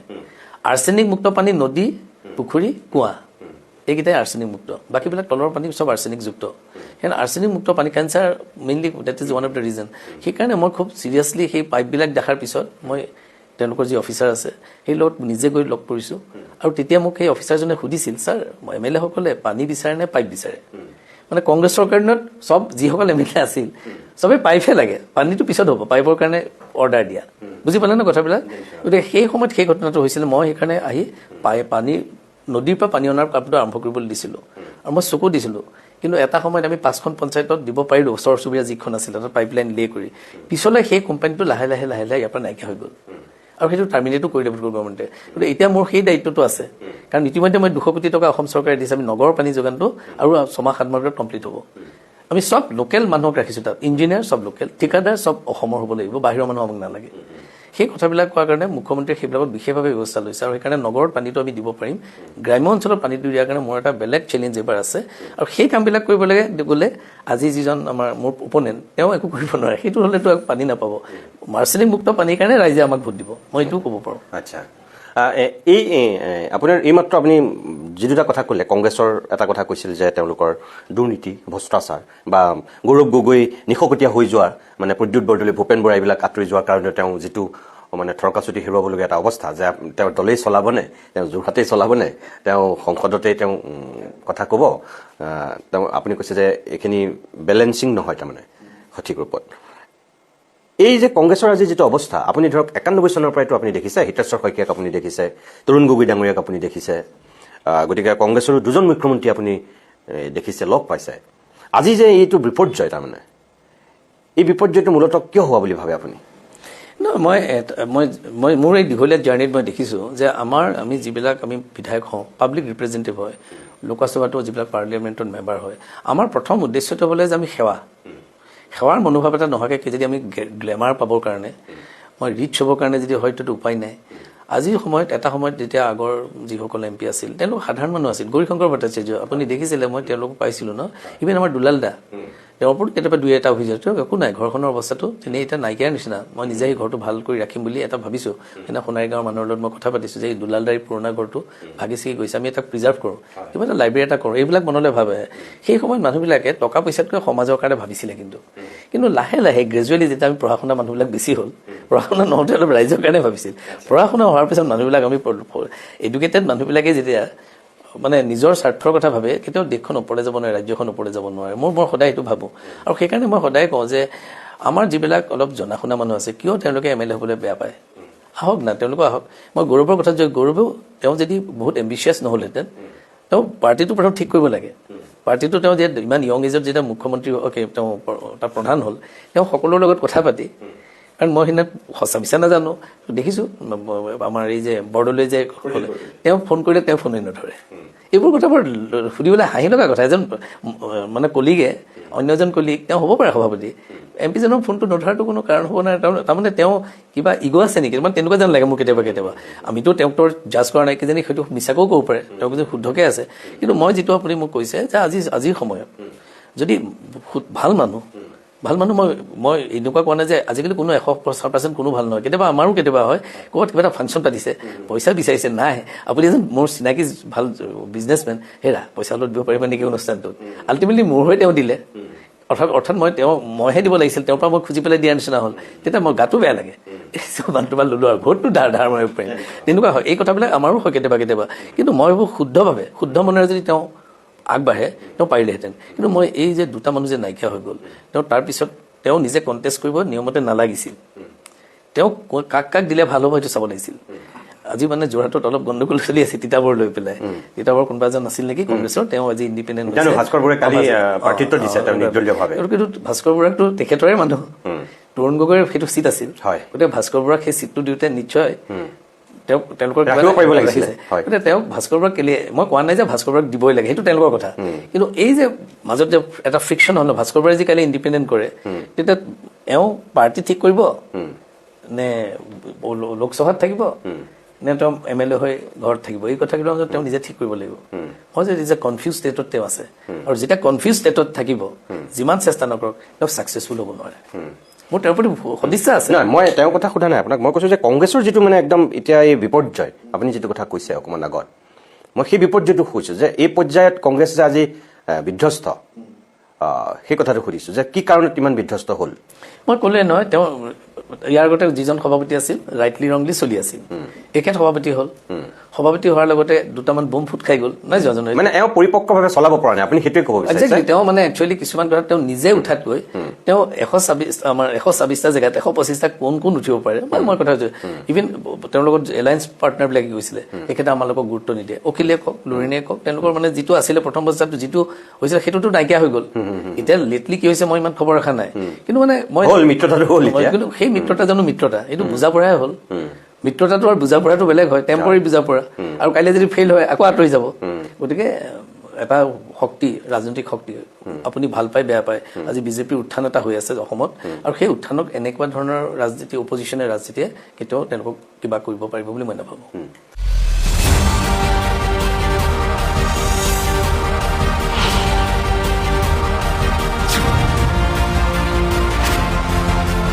যোৰহাটৰ ভাৰতীয় জনতা পাৰ্টীৰ বিধায়ক হিতেন্দ্ৰনাথ গোস্বামী আজিৰ জনমতৰ অতিথি। মই গোস্বামী ডাঙৰীয়া মই আপোনাৰ কাষলৈ আহিছোঁ। এটা কথা, আজি অসমৰ যিটো সাম্প্ৰতিক ৰাজনীতি, এই ৰাজনীতিটোত একেবাৰে অপ্ৰিয় সত্যটো হৈছে যে মুষ্টিমেয় কেইজনমান মানুহেহে প্ৰমূল্যবোধ বা নৈতিকতা এইবিলাক ধৰি ৰাখি ৰাজনীতি কৰি আছে, যিটো কাৰণে ধৰক আপোনাকো মানুহে সেই শাৰীত ধৰি চৰ্চাটো কৰি আছে যে ভদ্ৰলোক বুলি যিটো কথা চৰ্চা হৈছে। আপুনি নিজেও সিদিনাখন কিবা এটা কথা ক'লে, কিন্তু তাৰ বিপৰীতে আমি যদি চাওঁ যে ক্ষমতাৰ কাৰণে মানুহ ইমান বেছি এতিয়া তললৈ নামিছে, ইমান বেছি কোনো আদৰ্শ, কোনো নৈতিকতা, কোনো প্ৰমূল্যবোধ নথকা হৈছে। ইয়াৰ 5 বছৰৰ আগতেই কিন্তু আপুনি এই কথাটো কৈছিলে, সেইটোও সঁচা কথা বাৰু, যে মই যেতিয়া সুধিছিলোঁ আপুনি কিয় মানে ৰাজনীতিৰ পৰা অৱসৰ লোৱাৰ কথা ভাবিছে, তেতিয়া আপুনি এটাই বাক্য কৈছিল যে এতিয়া ৰাজনীতিটো অলপ আমনিদায়ক হৈছে আৰু মোৰ নিচিনা মানুহ টিকি থকাটো বৰ টান হৈছে। এই বাক্যটোৱে আপুনি কৈছিলে, আপোনাৰ চাগে মনত আছে। গতিকে আজি 5 বছৰৰ পিছত, আপুনি 5 বছৰ আগতেই সেই বাক্যটো কৈ থোৱা মানুহজন এতিয়া আৰু আপুনি কিমান কষ্ট কৰি এই ৰাজনৈতিক ক্ষেত্ৰখনত টিকি আছে, মই অনুভৱী মানুহ হিচাপে মই গম পাওঁ। আপুনি অন্তৰত হয়তো আপোনাৰ বেলেগ আছে, আপোনাৰ মুখেদি এতিয়া বেলেগ ওলাইছে। তথাপি মই আপোনাক কওঁ যে কি কংগ্ৰেছ, কি বিজেপি বা কি আন দল, আপোনাৰ 5 বছৰ আগতে দিগদাৰ পোৱা মানুহজনে এতিয়াৰ পৰিৱেশটো দেখি আপুনি বহুত বেছি আপুনি ব্যথিত হোৱা নাইনে? মানে এই যে এক্সচেঞ্জ অফাৰৰ দৰে ইটো দলৰ মানুহ সিটো দললৈ গৈছে, সিটো দলৰ মানুহ ইটো দললৈ গৈছে, টিকেট নোপোৱাৰ কাৰণে ৰাতিটোৰ ভিতৰতে একদম বেলেগ বেলেগ হৈছে, যে এই মুহূৰ্তলৈকে কথা কৈ আছে বেলেগ, কাইলৈ ৰাতিপুৱাই কৈ দিছে বেলেগ। এতিয়া সকলোৰ ক্ষেত্ৰত মানে এটা দল বুলি কথা নাই ইয়াত। এতিয়া আপুনি কাকনো মানে বুলিবা ককা, সকলোৰে দাড়ি চুলি পকা, এতিয়াতো তেনেকুৱা হৈছে নাই হোৱা জানো? আপুনি কওকচোন। নাই, মই নিশ্চিতভাৱে মই এটা ক'ব বিচাৰোঁ যে যিটো পুৰণা পলিটিকেল লিডাৰবিলাকৰ, সেই আজিৰ পৰা 20-25 বছৰ আগৰ লিডাৰবিলাকৰ যি ধৰণৰ চিন্তা আছিলে, আজিকালি সেই চিন্তাটো বহুত হ্ৰাস হ'ল। যিকোনো যাৰে লিডাৰ নহওক, যি দলৰে লিডাৰ নহওক, লাহে লাহে হ্ৰাস হৈছে। মই ভাবোঁ যে আপোনাক মই কৈছিলোঁ নেকি আজি কোৱা নাই যে অটল বিহাৰী বাজপেয়ীয়ে যে এটা ভোট কম পাই পেলাই তেওঁ যে ৰিজিগনেশ্যন দিবলৈ গুচি গ'ল, তেনেকুৱা মানুহ এতিয়া ৰাজনীতিত নাই। যিকোনো ৰূপে থকাৰ এটা চেষ্টা কৰে, ক্ষমতা লাগে, আৰু সেইটো অকল কোনো পাৰ্টিকুলাৰ এটা দল নহয়, সকলো দলৰ মাজতে, নেতৃত্বৰ মাজতে এইটো এনেকুৱা ধৰণৰ হৈছে। কিন্তু মই এতিয়াও ভাবোঁ যে মানুহ এটা শিক্ষা দীক্ষাৰ বহুতখিনি এতিয়া শিক্ষিত, নতুন যিজন প্ৰজন্ম আহিছে চবেই পঢ়া শুনা কৰা, আগৰ নিচিনা নহয়। পঢ়া শুনা কৰা ব্যক্তিসকলে মোৰ দৃষ্টিত যে তেওঁলোকে ভাবিবৰ হ'ল, কথাবিলাক ভাবিবৰ হ'ল। এই যে আমি কোনো য'তে ত'তে মানে মানুহবিলাকে আমাৰ পলিটিকেল লিডাৰবিলাকক কেলৈ বেয়া পায়, য'তে ত'তে প্ৰপাৰ্টি হয়, বুজা নাই কথা। মোক এটা ঘৰ লাগে, ভাল ঘৰেই লাগে, সেই ঘৰটো লওক, মোৰ আপত্তি নাই, কিন্তু সেই তেনেকুৱা 3টা ঘৰ 3টা জেগাততো নহ'লেও হয়। এই মানুহবিলাকে চকু দিয়ে, আপোনাৰ টকা পইচা থাকিলেও সেইবোৰ কৰিলে তেওঁলোকে চকু দিয়ে, পইচাটো ক'ৰ পৰা আহিলে, তেনেকুৱা ধৰণৰ চিন্তা হয়। সেইকাৰণে মই এতিয়া যে সেৱাৰ যিটো মনোভাৱ, এই সেৱাৰ মনোভাৱেৰে যদি ৰাজনীতিত মানুহে নকৰে, যদি নিজকে কিবা এটা ক্ষমতা মানে পোৱাৰ কাৰণে বা ৰিচ হোৱাৰ কাৰণে, ধনী হোৱাৰ কাৰণে যদি এইবিলাকক ব্যৱহাৰ কৰে, ৰাজনীতিটো আমাৰ যিটো ভাৰতীয় ৰাজনীতি, সেই ৰাজনীতিটো আৰু তললৈ। এতিয়া ৰাজনীতি সেৱা হৈ আছে জানো? মই আপোনাক এতিয়া আজি মই এজন MLA হিচাপে আপুনি বুজি পাইছে মোৰ ইংগিতটো কি, যে ইয়াতকৈও যদি বেয়া হয়, এতিয়াওতো মই আপোনালোক কেতিয়াও নকওঁ যে এতিয়া আমাৰ খুব সাংঘাতিক ভাল হৈ আছে বুলি। কাৰণ আমাৰ মানে কি হৈছে, আয়াৰাম গয়াৰাম ঢেৰ হৈছে ন। খপকৈ এজন মই আজি ইয়াত আছোঁ কাইলৈ তালৈ গ'লোঁ পৰহিলে তালৈ গ'লোঁ এটা সময়ত হৈছিলে এটা সময়ত আগতো আজিৰ পৰা এই যে আনষ্টেবিলিটি এটা হৈছিল ভি গিৰি আহি গৈছিল আপোনাৰ মনত আছে সেই আনষ্টেবিলিটি এটা হওঁতে তেনেকুৱা আছিল কিন্তু পিছলৈ অলপ ষ্টেটিক এটা হেৰি এটা কিন্তু হঠাতে এতিয়া ৰাজনীতিটো বৰ অসুবিধাজনক আৰু আমাৰ এই ইলেকশ্যনবিলাক ফ্ৰেণ্ডলি হ'ব লাগে ইমান আমাৰ হুলস্থুল মানে ইজনে সিজনক এটেক কৰা সেইবিলাক বস্তু যেতিয়ালৈকে শেষ নহ'ব ৰাজনীতিটো বেছি ওপৰলৈ উঠিব আপুনি কিছু সময় পূৰ্বে আপুনি শিক্ষিত মানুহৰ অংশগ্ৰহণক লৈ আপুনি খুব মানে যোগাত্মকভাৱে কথা এটা কৈছিল একেটা সময়তে আপুনি এইটোও কৈছিলে যে আগতে মানুহবিলাকে ইমান মানে বেয়া পলিটিক্স কৰা নাছিল যদিও তেওঁলোকৰ শিক্ষা দীক্ষা কম আছিল এতিয়া কথাটো হ'ল এতিয়াৰ মানুহ সুশিক্ষিত হৈ উচ্চ শিক্ষিত হৈ ৰাজনীতিলৈ আহি ইমান বেছি কৰাপশ্যন ইমান বেছি ভ্ৰষ্টাচাৰত জড়িত বা ইমান নক'বলগীয়া কথা কয় আগৰ দিনতো ইমান উচ্চ শিক্ষা নথকা মানুহেতো সেই জঘন্য কথা বতৰা নকৈছিল তেওঁলোকৰ নৈতিকতা মূল্যবোধ প্ৰমূল্যবোধ তেওঁলোকে ধৰি ৰাখিছিল এতিয়া কথাটো কি হৈছে তাৰমানে ডিগ্ৰীটো হ'লে যে মানে শিক্ষিত এইটো নহয় কিন্তু শিক্ষিত ডিগ্ৰীটো এইকাৰণে লাগে কথাবিলাক বুজিবৰ কাৰণে ডিগ্ৰীটো মানে বহুত ধৰণৰ পঢ়া শুনা কৰিলে বহুত কথা বুজিব পৰা যায় সেইকাৰণে আমাক পঢ়া শুনাটো লাগে কিন্তু পঢ়া শুনা কৰা মানুহবিলাকে যদি ইচ্ছাকৃতভাৱে ৰাজনীতি কৰি যে তাক বেয়া পথলৈ লৈ যায় তেতিয়া উপায় নাই কিন্তু মই তথাপি ভাবোঁ মই এতিয়াও ভাবোঁ যে উচ্চ শিক্ষিত মানুহে যদি আহে ইলেকশ্যনত হাৰিব পাৰে হৰাটো ডাঙৰ কথা নহয় কিন্তু আহিব লাগে আহিলে এদিন নহয় এদিন মই ভাবোঁ যে উঠি অহা জেনেৰেশ্যন এদিন নহয় এদিন ভাবিব যে আমাৰ বহুত এনাফ ইজ এনাফ এতিয়া আমি ভাল কাম কৰিব লাগে সেইটো আহিব কাকো এজন মানুহক 4-5টা ঘৰ নালাগে নহয় মই অকল আপোনাক সম্পত্তি বা দুৰ্নীতি কৰাৰ ক্ষেত্ৰতে মই কোৱা নাই আপোনাক যে আদৰ্শ প্ৰতিষ্ঠা কৰাৰ ক্ষেত্ৰতো যে ইমান এটা ধৰক কোনোবাই 30 বছৰ কোনোবাই 35 বছৰ এটা ৰাজনৈতিক দলৰ লগত থাকি বা বিৰোধী পক্ষৰ ৰাজনীতিকক গোৱালগালি পাৰি এতিয়া ধৰক কিছু সময় পূৰ্বে যিটো কথা ওলাইছে যে প্ৰদ্যুৎ বৰদলৈ বা ভূপেন বৰা ডাঙৰীয়াৰ কথাই যদি আমি কওঁ তেওঁলোকে দেখোন আগদিনাখনলৈকেতো একদম হিমন্ত বিশ্ব শৰ্মাক কুকুৰে কাইট নোখোৱাকৈ গালি পাৰিছিল বিজেপিৰ নীতি আদৰ্শক তীব্ৰ সমালোচনা কৰিছিল নৰেন্দ্ৰ মোদী অমিত শ্বাহক তেওঁলোকে আটাইতকৈ বেছি সমালোচনা কৰিছিল কিন্তু তাৰপিছত 1 মিনিটতেতো আকৌ বেলেগ এটা স্থিতি লৈ দিলে সেইটো আমাৰ দুৰ্ভাগ্য আচ্ছা কি আপুনি এইটো মই কাকো এতিয়া যদি এইটো পাৰ্চনেল লেভেলত তেওঁলোকৰ কথা মই এতিয়া মই চিম্বল হিচাপে কৈছো আপুনি কৈছে কিন্তু এইটো নন্দিতা গাৰুচাওটো গৈ পেলাই কংগ্ৰেছত তাকে আজি ৰাতিপুৱা দেখিছো কথাটো পেপাৰত পঢ়িছো সেইকাৰণে কিবা এটা মানে নন্দিতা গাৰুচাও তাই এডুকেটেড ছোৱালী মোৰ মানে তাই ইয়াত থাকোঁতে তাই কথা বতৰা মানে মইতো তেওঁক আগতে পোৱা নাছিলোঁ কিন্তু হঠাতে এনেকুৱা এটা ঘটনা ঘটিল তাইনো কি শ্বক পালে নাজানো আৰু শ্বক পাই পেলাই হয়তো একেদিনৰ ভিতৰতে বেলেগ এটা কৰিলে তেওঁক ৰিকুৱেষ্ট কৰিছিল নেকি আমাৰ গভৰ্ণমেণ্টৰ ফালৰ পৰা তেওঁ তাতে মনা নাই মুখ্যমন্ত্ৰী হেলিকপ্টাৰ লৈ গৈ হাফলং পাইছিলেগে নুবুজিলে এইফালে অমৰচান্দ জৈন তেখেতো বিজেপিৰ বিধায়ক আছিল এতিয়া তেওঁ এতিয়া কংগ্ৰেছৰ পৰা প্ৰাৰ্থিত্ব আগবঢ়াইছে এইটোৱে আমাক মানে শিক্ষিতসকলৰ এইটো কথাই মানে তেতিয়াহ'লে আমাৰ কাৰণে ভৱিষ্যতে একেবাৰে শূন্য হৈ যাব নহয় মই আপোনাক সেইটোকে কৈ আছো এতিয়া ভূপেন বৰা কোনচা অশিক্ষিত প্ৰদ্যুৎ বৰদলৈ কোনচা অশিক্ষিত জেএনইউৰ পৰা পাছ কৰা মানুহ নন্দিতা গাৰুচা আপুনি নিজেই ক'লে যেন এগৰাকী ইমান উচ্চ শিক্ষিত সুশিক্ষিত ভদ্ৰ মহিলা এতিয়া আপুনি একেবাৰে অশিক্ষিত নজনা মানুহে ক্ষমতাৰ কাৰণে বলিয়া হৈ আয়াৰাম গয়াৰাম হ'ব পাৰে কিন্তু যদি উচ্চ শিক্ষিত মানুহখিনিয়ে যদি সেই নৈতিকতা সেই প্ৰমূল্যবোধ ধৰি নাৰাখে তেতিয়াহ'লে কোনে ধৰি ৰাখিব এইটো সদায় নাথাকে মই আপোনাক এনেই কৈছোঁ এইটো কেতিয়াও সদায় নাথাকে আজি কিবা হৈছে হ'ব পাৰে কিন্তু এটা দিন নিশ্চিতভাৱে আহিব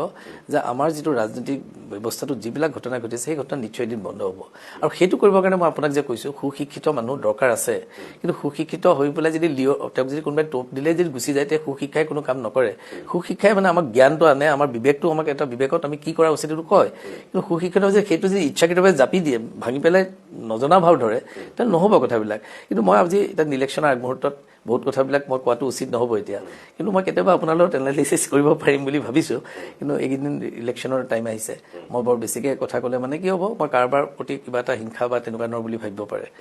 আৰু এই মুহূৰ্তত মই নিজেও প্ৰাৰ্থী হৈ আছোঁ মই গৌৰৱো প্ৰাৰ্থী হৈ আছে আমি সাধাৰণতে ইটোৱে সিটোক কোনো কথা নকওঁ তেওঁ নকয় ময়ো নকওঁ কিন্তু এটা কথা মই আজি কৈছিলোঁ কাৰণ তেওঁ মুখ্যমন্ত্ৰীৰ এটা ভাৱৰে তেওঁ নিশ্চয় অসমৰ ৰাজনীতিত প্ৰৱেশ কৰিছিল যে এইখন আমাৰ চৰকাৰখনক তেওঁ ভাবিছিল যে এইখন চৰকাৰক আমি আঁতৰাই পেলাই নতুন চৰকাৰ কৰিম কিন্তু আনফৰ্চুনেটলি তেওঁ বৰ সোনকালে কথাটো ভাবিলে যদিও ইয়াৰ এটা অন্তও হৈ গ'ল মই ক'লো যে এলায়েন্সটো আমাৰ 3টা নে 4টা তেওঁলোকৰ আছিলে সেই কথাটো নহ'লগৈ এতিয়া শেহতীয়াকৈ হৈছে এইটো এটা কম্প্ৰমাইজ যেনে লাগে মই সেইকাৰণে কৈছোঁ যে এটা শক্তিশালী অপজিশ্যনৰ প্ৰয়োজন আছে শক্তিশালী ৰুলিঙো প্ৰয়োজন আছে তেওঁলোকৰ এলায়েন্সটো যেনেকৈ নাই হোৱা হিতেন্দ্ৰ গোস্বামী ডাঙৰীয়া আপোনালোকৰ বিজেপি আৰু অগপৰো কিন্তু গণ্ডগোল হৈছে এতিয়া ধৰক শিৱসাগৰত কালিৰ দিনটোত কি হ'ল শিৱসাগৰত প্ৰদীপ হাজৰিকা আপোনাৰ এসময়ৰ সহযোগী বন্ধুৱে গতিকে তেওঁ প্ৰাৰ্থী হিচাপে মিত্ৰজোঁটে তেওঁক দিছিল কিন্তু কালিৰ দিনটোতো কুশল দুৰীকো বিজেপি একেলগে দি দিলে গতিকেতো এতিয়া ফ্ৰেণ্ডলি কণ্টেষ্ট নেকি ফ্ৰেণ্ডলি কণ্টেষ্ট হ'ল কিন্তু সেই ফ্ৰেণ্ডলি কণ্টেষ্ট নহ'ব বুলি কৈছিলে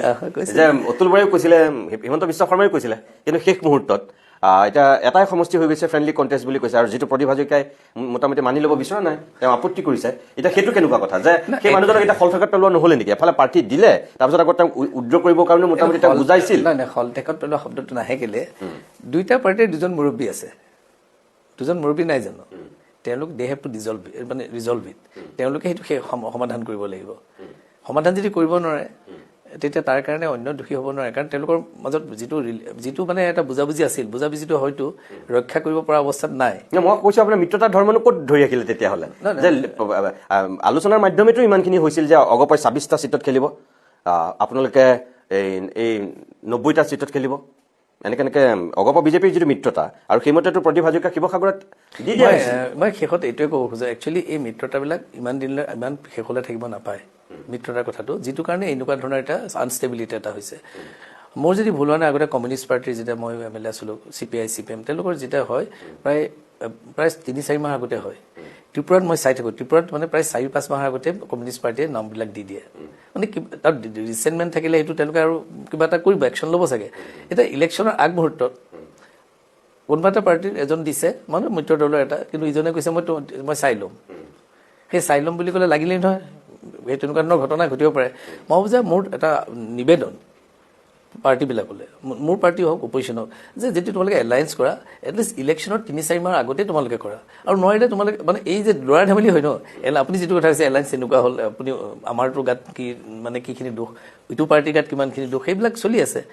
যেনেকৈ আপুনি ক'লে কংগ্ৰেছৰ দুজন মানুহ ভটকে ওলাই গুচি গ'ল আজি আপুনি যিটো কথা ক'লে আমাৰ দলৰ যেতিয়া ক'লে ইজনক বহিবলৈ আকৌ ইজনক দিবলগীয়া হ'ল এই কথাবিলাক কেলৈ হৈছে ষ্ট্ৰং এটা হেৰি লাগে মানে ষ্টেপ এটা ল'ব পাৰিব লাগিব পাৰ্টিৰ লিডাৰশ্বিপে খালি সেই কামটো কৰিব লাগিব 2-3 মাহৰ আগতে তেতিয়া কিবা থাকিলে এইবিলাক চেটল হৈ যাব এতিয়া লাষ্ট মমেণ্টত আৰু কাজিটো লাষ্ট ডেটে আছিল গতিকে যি হ'ল হৈয়ে গ'ল গতিকে মই ভাবোঁ যে অলপ সেইটো এটা অকণমান মই ভাবোঁ যে সেই দূৰদৰ্শিতাটো লাগে যে এলায়েন্স যদি কৰিব খুজিছা আলোচনা কৰা 2 মাহ বা 3 মাহ আগতে শেষ কৰা আমাৰ অলপ আগতে যদি এই চিটখিনি ডিক্লেয়াৰ হ'লহেঁতেন কিছুমান কথা নেগচিয়েট কৰিব পাৰিলে এতিয়াতো কৰিব পৰা অৱস্থাত নাই ঠিক তেনেকৈ কংগ্ৰেছৰ পাৰ্টটো তেওঁলোকে উকিল গগৈ সদায় কয় আমি কৈছোঁ বহা নাই এই মই পেপাৰ দেখিছোঁ কাৰণে তাৰমানে তাতো সেই অপজিশ্যনৰ গ্ৰুপটো একেলগে সোনকালে বহি পেলাই ছেটল কৰা নাই লাষ্ট মমেণ্টলৈকে ৰ'লে যাৰ কাৰণে এই বিশৃংখলাটোতো সৃষ্টি হৈছে মই আকৌ অকণমান বিৰতি ল'ম কিন্তু তথাপি আপোনাক মই এটা একদম টু দি পইণ্ট এনচাৰ এটা আপোনাৰ পৰা বিচাৰিছোঁ যে আজিৰ ৰাজনীতিত নীতি আৰু আদৰ্শ বুলি কিবা আছেনে না তেনেকৈ মই এজন পলিটিকেল মানে এক্টিভ পলিটিকেল লিডাৰ নহয় জানো আপুনি যিখিনিলৈকে ক'ব পাৰে সেইখিনি নাই মই এইটো কৈছোঁ যে মই অলপ আগতে আপোনালোকক কৈছোঁ যে আমি নীতি আৰু আদৰ্শটো কি বুজায় যে মই যিটোখিনি কাম আমাৰ দলটোৱে কৰিব খুজিছে আমি সেইটো কামখিনি কৰিম আদৰ্শটো হৈছে যিটো আগৰ আমাৰ উপৰিপুৰুষসকলৰ আজি আমি যেতিয়া অসমত AGP গঠন হৈছিল সেই 600-700 শ্বহীদৰ বিনিময়ত পাইছিলোঁ কিন্তু তেওঁলোকৰ কাৰণে যি ধৰণে আমি তেওঁলোকক মনত ৰাখি কামবিলাক কৰিব লাগিছিলে সেই সময়ত আমাৰ দিনতো কেলেংকাৰী হ'ল নহয় নাই হয় জানো বৰ দুখ লগা কথা আমি মানে মই আপোনাক এইটোৱে ক'ব বিচাৰোঁ যে এইবিলাক আপুনি কোৱা কথাটো মই একেবাৰে কৰিব নোৱাৰোঁ মই কেতিয়াও আপোনাক উৰাই মানে নাইকিয়া কৰি দিয়া নাই কিন্তু মই সদায় ভাবোঁ যে পাৰ্টিৰ লিডাৰশ্বিপ যি লয় তেওঁৰ এটা সাংঘাতিক শক্তিশালী স্থিতি থাকিব লাগে যে মই এইখিনি কাম কৰিম তেওঁ এইখিনি কাম কৰোঁতে যদি 2-3 মাহৰ আগতে এই গোটেই কামবিলাক কৰিব পাৰে তেতিয়াহ'লে এটা নেগচিয়েশ্যন হ'ব পাৰে কিন্তু লাষ্ট মমেণ্টত থাকিলে নেগচিয়েশ্যন নহয় আৰু তেতিয়া আপুনি কোৱাটো এটা মানে সাংঘাতিক কি বুলি লটি ঘটি গোটেইখন হয় যাৰ ফলত আপুনি মানে কোনো পলিটিকেল পাৰ্টিকে আপুনি বিশ্বাসত ল'ব নোৱাৰা হৈছে তাত আৰু নীতি আদৰ্শ এইবিলাক ছিটিকি যায় আৰু তেতিয়া আপুনি কেতিয়াও পাৰ্টিটো আপুনি 100% 100 কেতিয়াও নিদিয়ে আৰু সেইটো আমি ভাবোঁ যে আমাৰ আহিবলগা দিনসমূহত প্ৰত্যেকটো পলিটিকেল পাৰ্টিয়ে তেওঁলোকৰ মাৰ্কটো 100% 100 ৰাখক কোন জিকিব কোনোবাৰ পাব্লিকে ঠিক কৰিব আপুনি আশা কৰেনে যে এনেকুৱা ভাল দিন ঘূৰি আহিব বুলি নীতি আদৰ্শ মূল্যবোধ প্ৰমূল্যবোধৰ ৰাজনীতি আকৌ ঘূৰি আহিব নাই মই এতিয়া মানুহ সদায় আশাবাদী হৈ থাকিব লাগিব ভাল কামৰ কাৰণে আমি আশাবাদী হ'ব নিৰাশবাদী হৈ গ'লেতো একো নহ'ব মই এতিয়াও ভাবোঁ এটা দিন নহয় এটা দিন আহিব ভাৰতবৰ্ষৰ ৰাজনীতিত জনা শুনা অন্ততঃ দুৰ্নীতিৰ প্ৰতি যাতে মানে যি দুৰ্নীতিক একচেপ্ট নকৰে তেনেকুৱা ধৰণৰ মানুহবিলাক যদি ৰাজনীতিলৈ আহে কেতিয়াবা সেই ৰাজনীতিহে আমাক মানে ভাৰতবৰ্ষখনক ৰক্ষা কৰিব অসমক ৰক্ষা কৰিব কিন্তু আটাইতকৈ দুৰ্ভাগ্যৰ কথা আমাৰ যিখিনি ভাল মানুহ থাকে তেওঁলোকে ভাবে যে ৰাজনীতিত যোৱা মানে খেলি মেলি হোৱা মই বহুত দিন ধৰি ৰাজনীতি কৰিছোঁ মোৰ ওপৰতো বহুত কমপ্লেইন আহিব পাৰে কিন্তু আজিলৈকে কোনো মোক সেই কথাটো কয় যে তেখেতে এই বেয়া কামটো কৰিছে সেইটো মোৰ ভগৱানৰ কৃপা মোৰ নহয় কিন্তু এই যে মই আপোনাক কৈছোঁ যে আমি সদায় চিন্তা কৰোঁ যে আমি আদৰ্শ হ'ব লাগে ভুল মোৰো কেতিয়াবা হ'ব পাৰে কিন্তু ভুলটো যদি মোক আঙুলিয়াই দিয়ে মই একচেপ্ট কৰিবলৈ যিটো মোৰ ভুল হৈ গৈছে কিন্তু আজিৰ ৰাজনীতিত কোনো নিজৰ ভুলটো স্বীকাৰ নকৰে আৰু যেতিয়ালৈকে স্বীকাৰ নকৰিব এইটোৱে চলি থাকিব মই সেইটোৱে চিন্তা কৰোঁ যে মানুহে ভুল কাৰণ হ'ব বাৰু কিন্তু ভুল হ'লে স্বীকাৰ কৰি যদি তেওঁলোকে একচেপ্টেঞ্চটো লয় ৰাজনীতিটো ভাল হ'ব ঠিক আছে বাৰু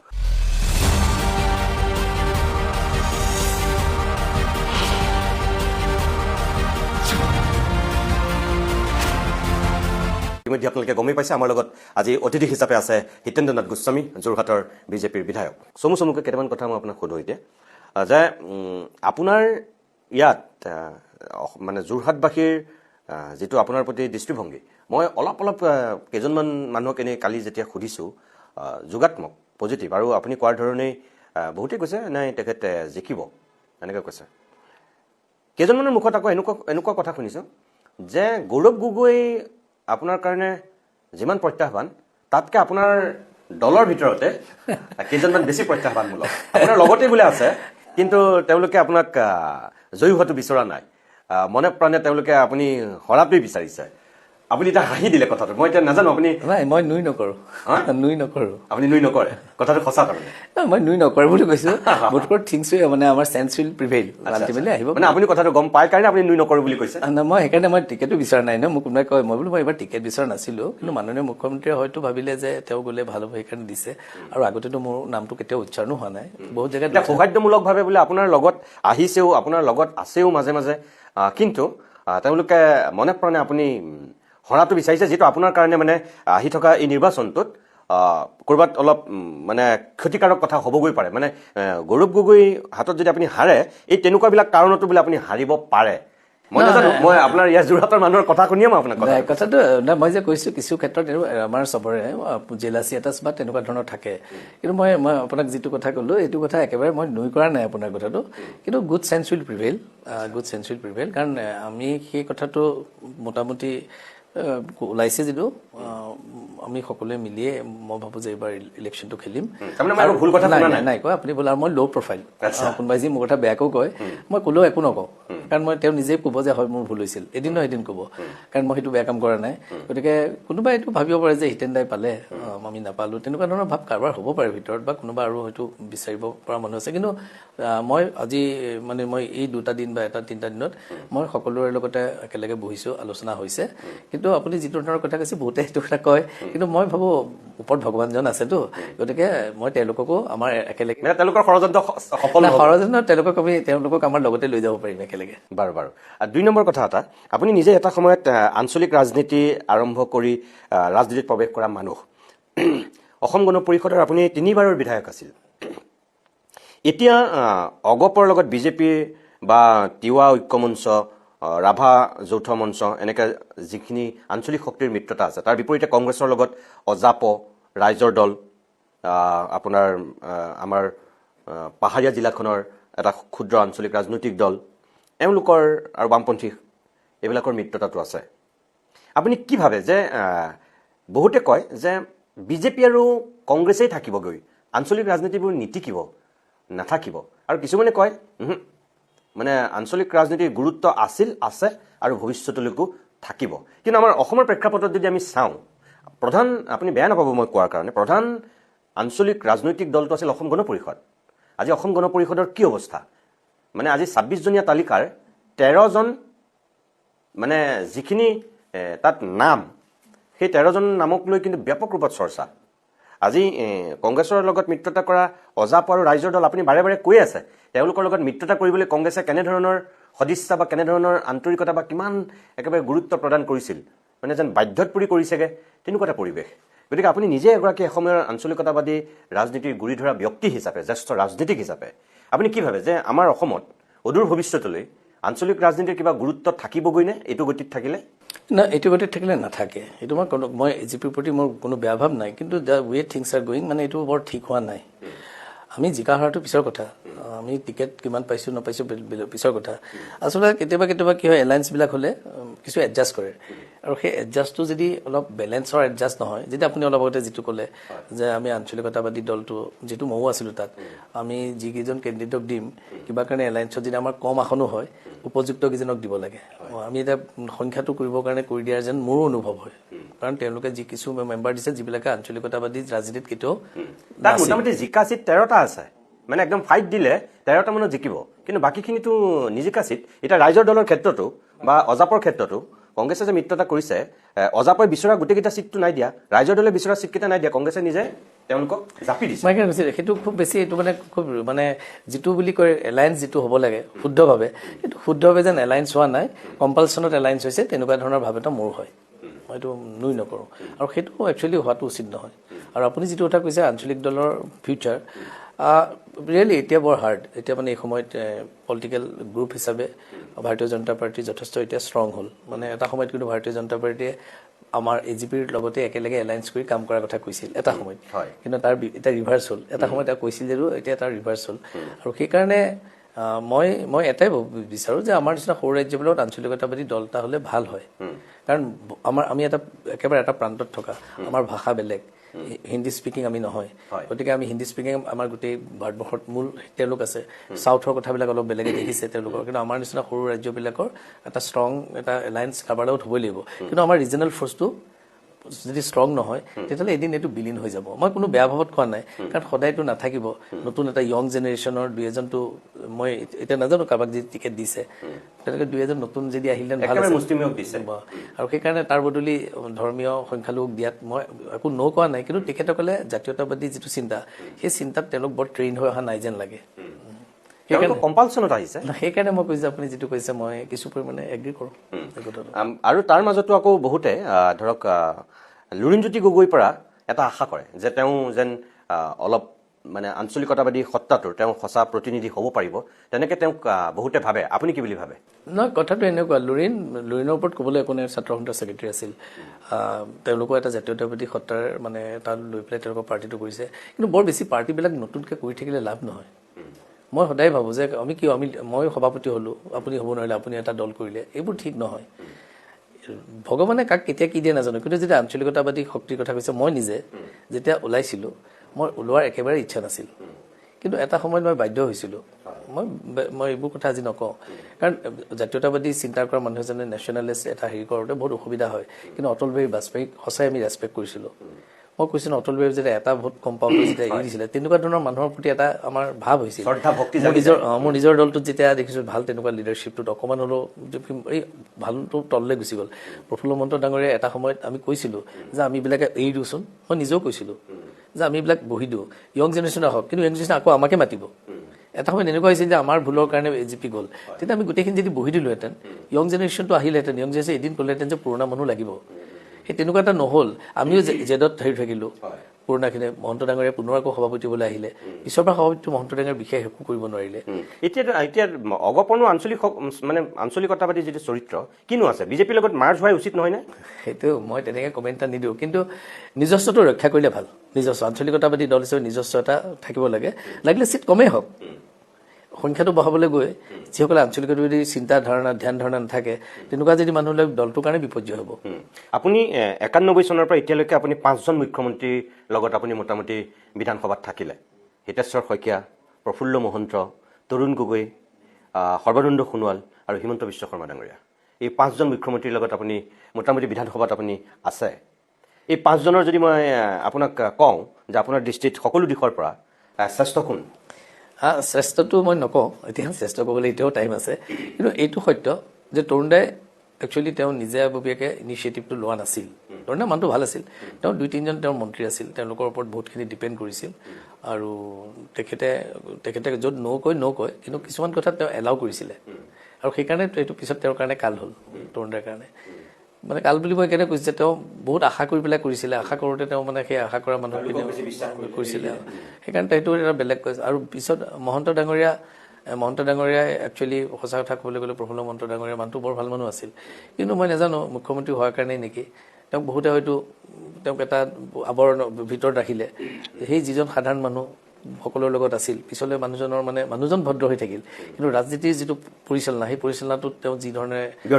অলপ পৰিচালনা তেওঁ ব্যৰ্থ হ'ল আৰু ব্যৰ্থ হোৱাৰ পিছত মই সেইকাৰণে পিছৰবাৰ তেওঁ সভাপতি হওঁতে মই নিজে ৰিকুৱেষ্ট কৰিছিলোঁ আমি আৰু নথকা ভাল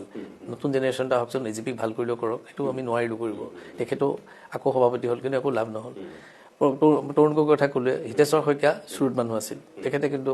মই এটা কথা যে তেখেতক মই যদিও তেওঁ কিন্তু সাংঘাতিক শ্ৰুত আছিল তেওঁ অপজিশ্যন ৰুলিঙক কিন্তু একেলগে লৈ যাব পৰা মানুহ আছিল তেখেত ঢুকালে আৰু এতিয়া আমাৰ হিমন্ত বিশ্ব শৰ্মা আৰু সৰ্বানন্দ সোণোৱাল এই দুজনক লৈ মই কম্পেয়াৰ কৰিব নিবিচাৰোঁ কেতিয়াবা সুধিব এতিয়া দুইজনে এক্টিভ হৈ আছে কেতিয়াবা যেতিয়া তেওঁলোকে এতিয়া কাৰণ কিবা এটা কৰি দিলে বেয়া কথা হ'ব গতিকে মই ক'ব খোজা এই ক্ষেত্ৰত খুব মানে কৌশলগত স্থিতি কাৰণ মই দুইজনকে কম্পেয়াৰ কৰিবলৈ হ'লে মোৰ আৰু অলপ দিন লাগিব কাৰণ হিমন্ত বিশ্ব শৰ্মা এইবাৰো নিশ্চয় চিফ মিনিষ্টাৰ হ'ব তেওঁ 2টা টাৰ্ম আৰু শৰ্মাৰ এটা টাৰ্ম তাৰপিছত আমি চাই পেলাই মই আপোনাক ৰিপৰ্ট দিম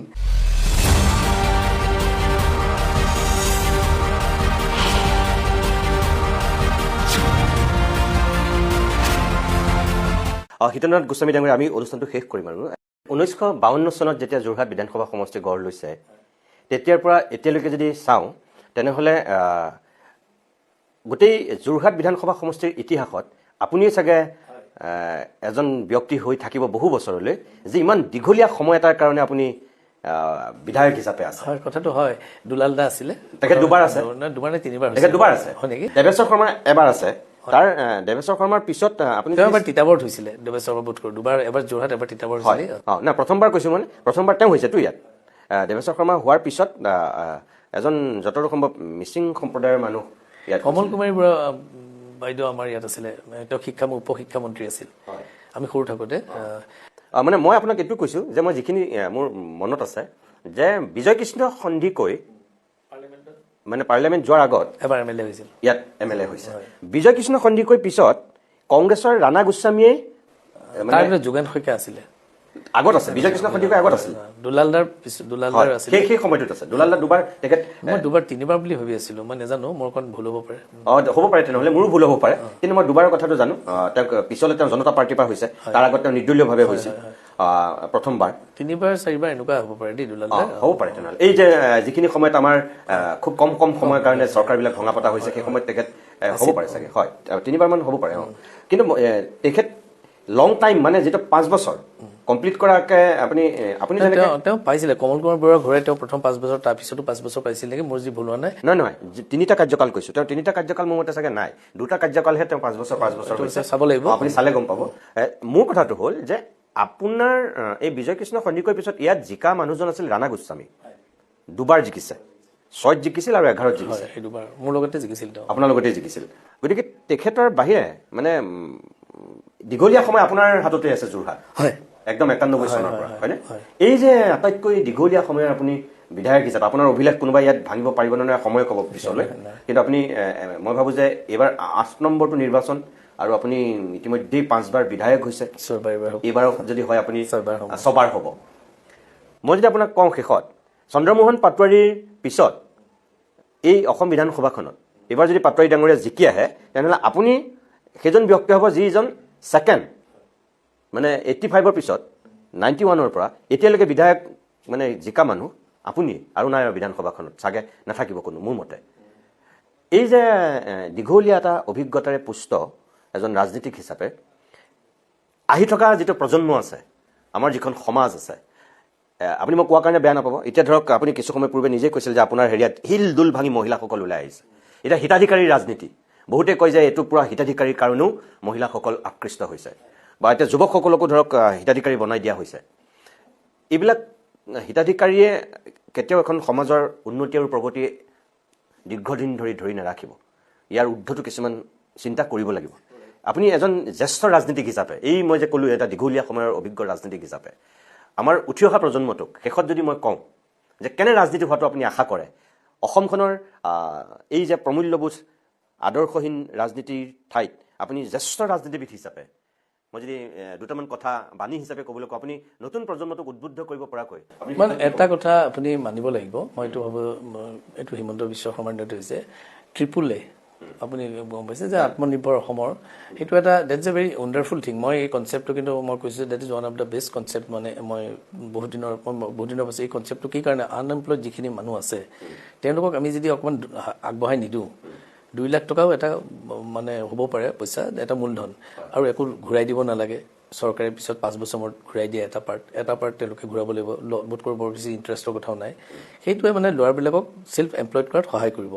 আৰু মই এইটো এটা খুব ভাল স্কিম বুলি ভাবোঁ আৰু এইখন চৰকাৰ এইটোৱে মই বেষ্ট স্কিম বুলি ভাবোঁ কাৰণ ইয়াত কোনো অন্য কথা নাই তোমাক ভৰিৰ ওপৰত থিয় হ'বৰ কাৰণে খালি তোমাক আৰ্থিক সাহায্যটো দিছোঁ তুমি ভালকৈ কাম কৰা আৰু এই ভালকৈ কাম কৰিলে তুমি ওপৰলৈ যাব পাৰা আৰু এই মুহূৰ্তলৈকে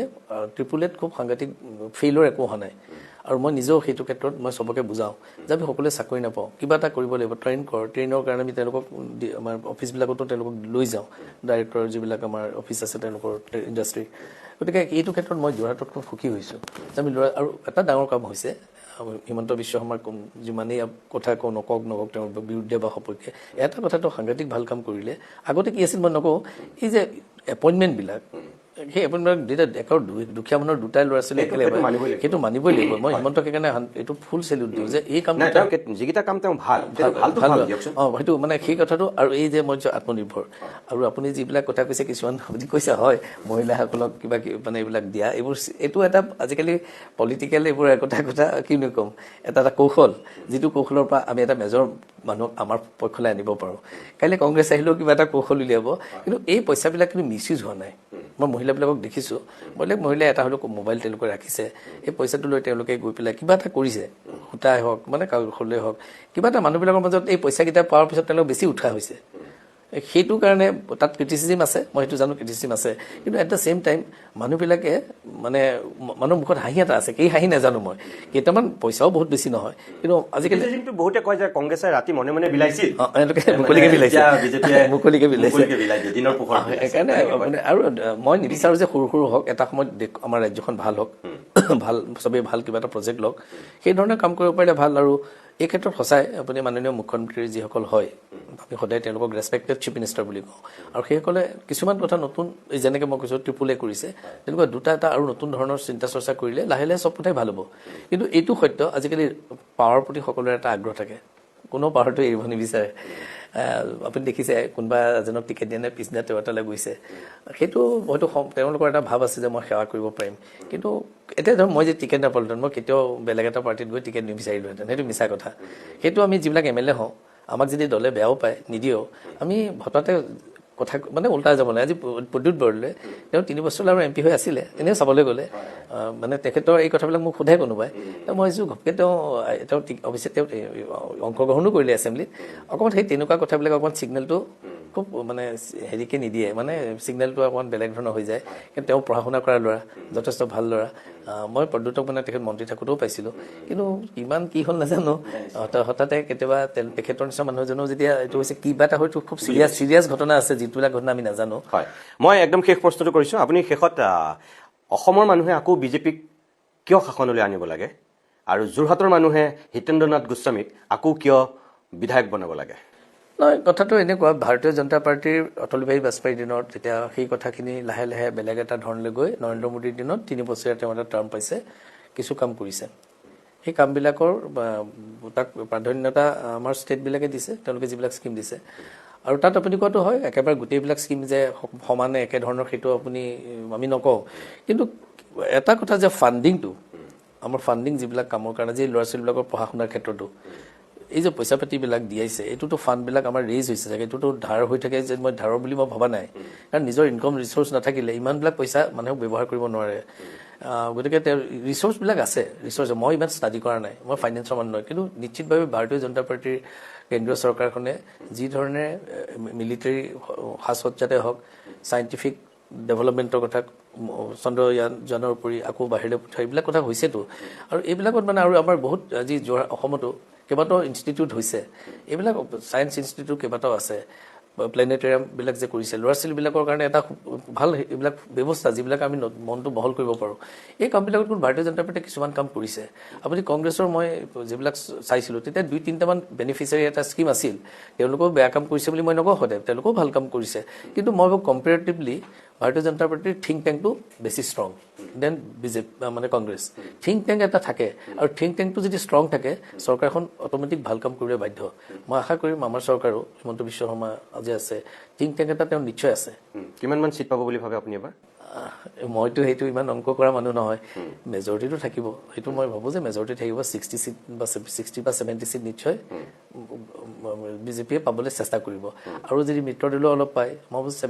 70 to 80 মানুহ হ'ব লাগে আৰু কংগ্ৰেছৰ যদি যিটো মিলাপ্ৰীতি নাই তেতিয়াহ'লে সংখ্যা আমাৰ আৰু বাঢ়িব আৰু আপোনাক যোৰহাটৰ জনতাই কিয় ষষ্ঠবাৰৰ বাবে বিধায়ক মই ভাবোঁ যোৰহাটৰ কাম কিছুমান এটা দেখি আছে তেওঁলোকে মই যে ক'লো কিছুমান এতিয়া খোৱা পানীৰ ক্ষেত্ৰত সেইটো কোনো অন্যই আনি দিব নোৱাৰে ৰুলিং পাৰ্টিৰ মানুহে আনিব পাৰিব আৰ্ছেনিক মুক্ত পানী আমি আনিবলৈ হ'লে এইবাৰ তেওঁলোকে বিজেপিক ভোট দিবই কাৰণ সেইটো এটা আমাৰ মেজৰ ক্লজ মেডিকেল কলেজখনত আমি মানুহে যদি আপোনাক এনেকৈ কয় যে আপুনি 5 বাৰ নোৱাৰিলে আৰু গতিকে আপুনি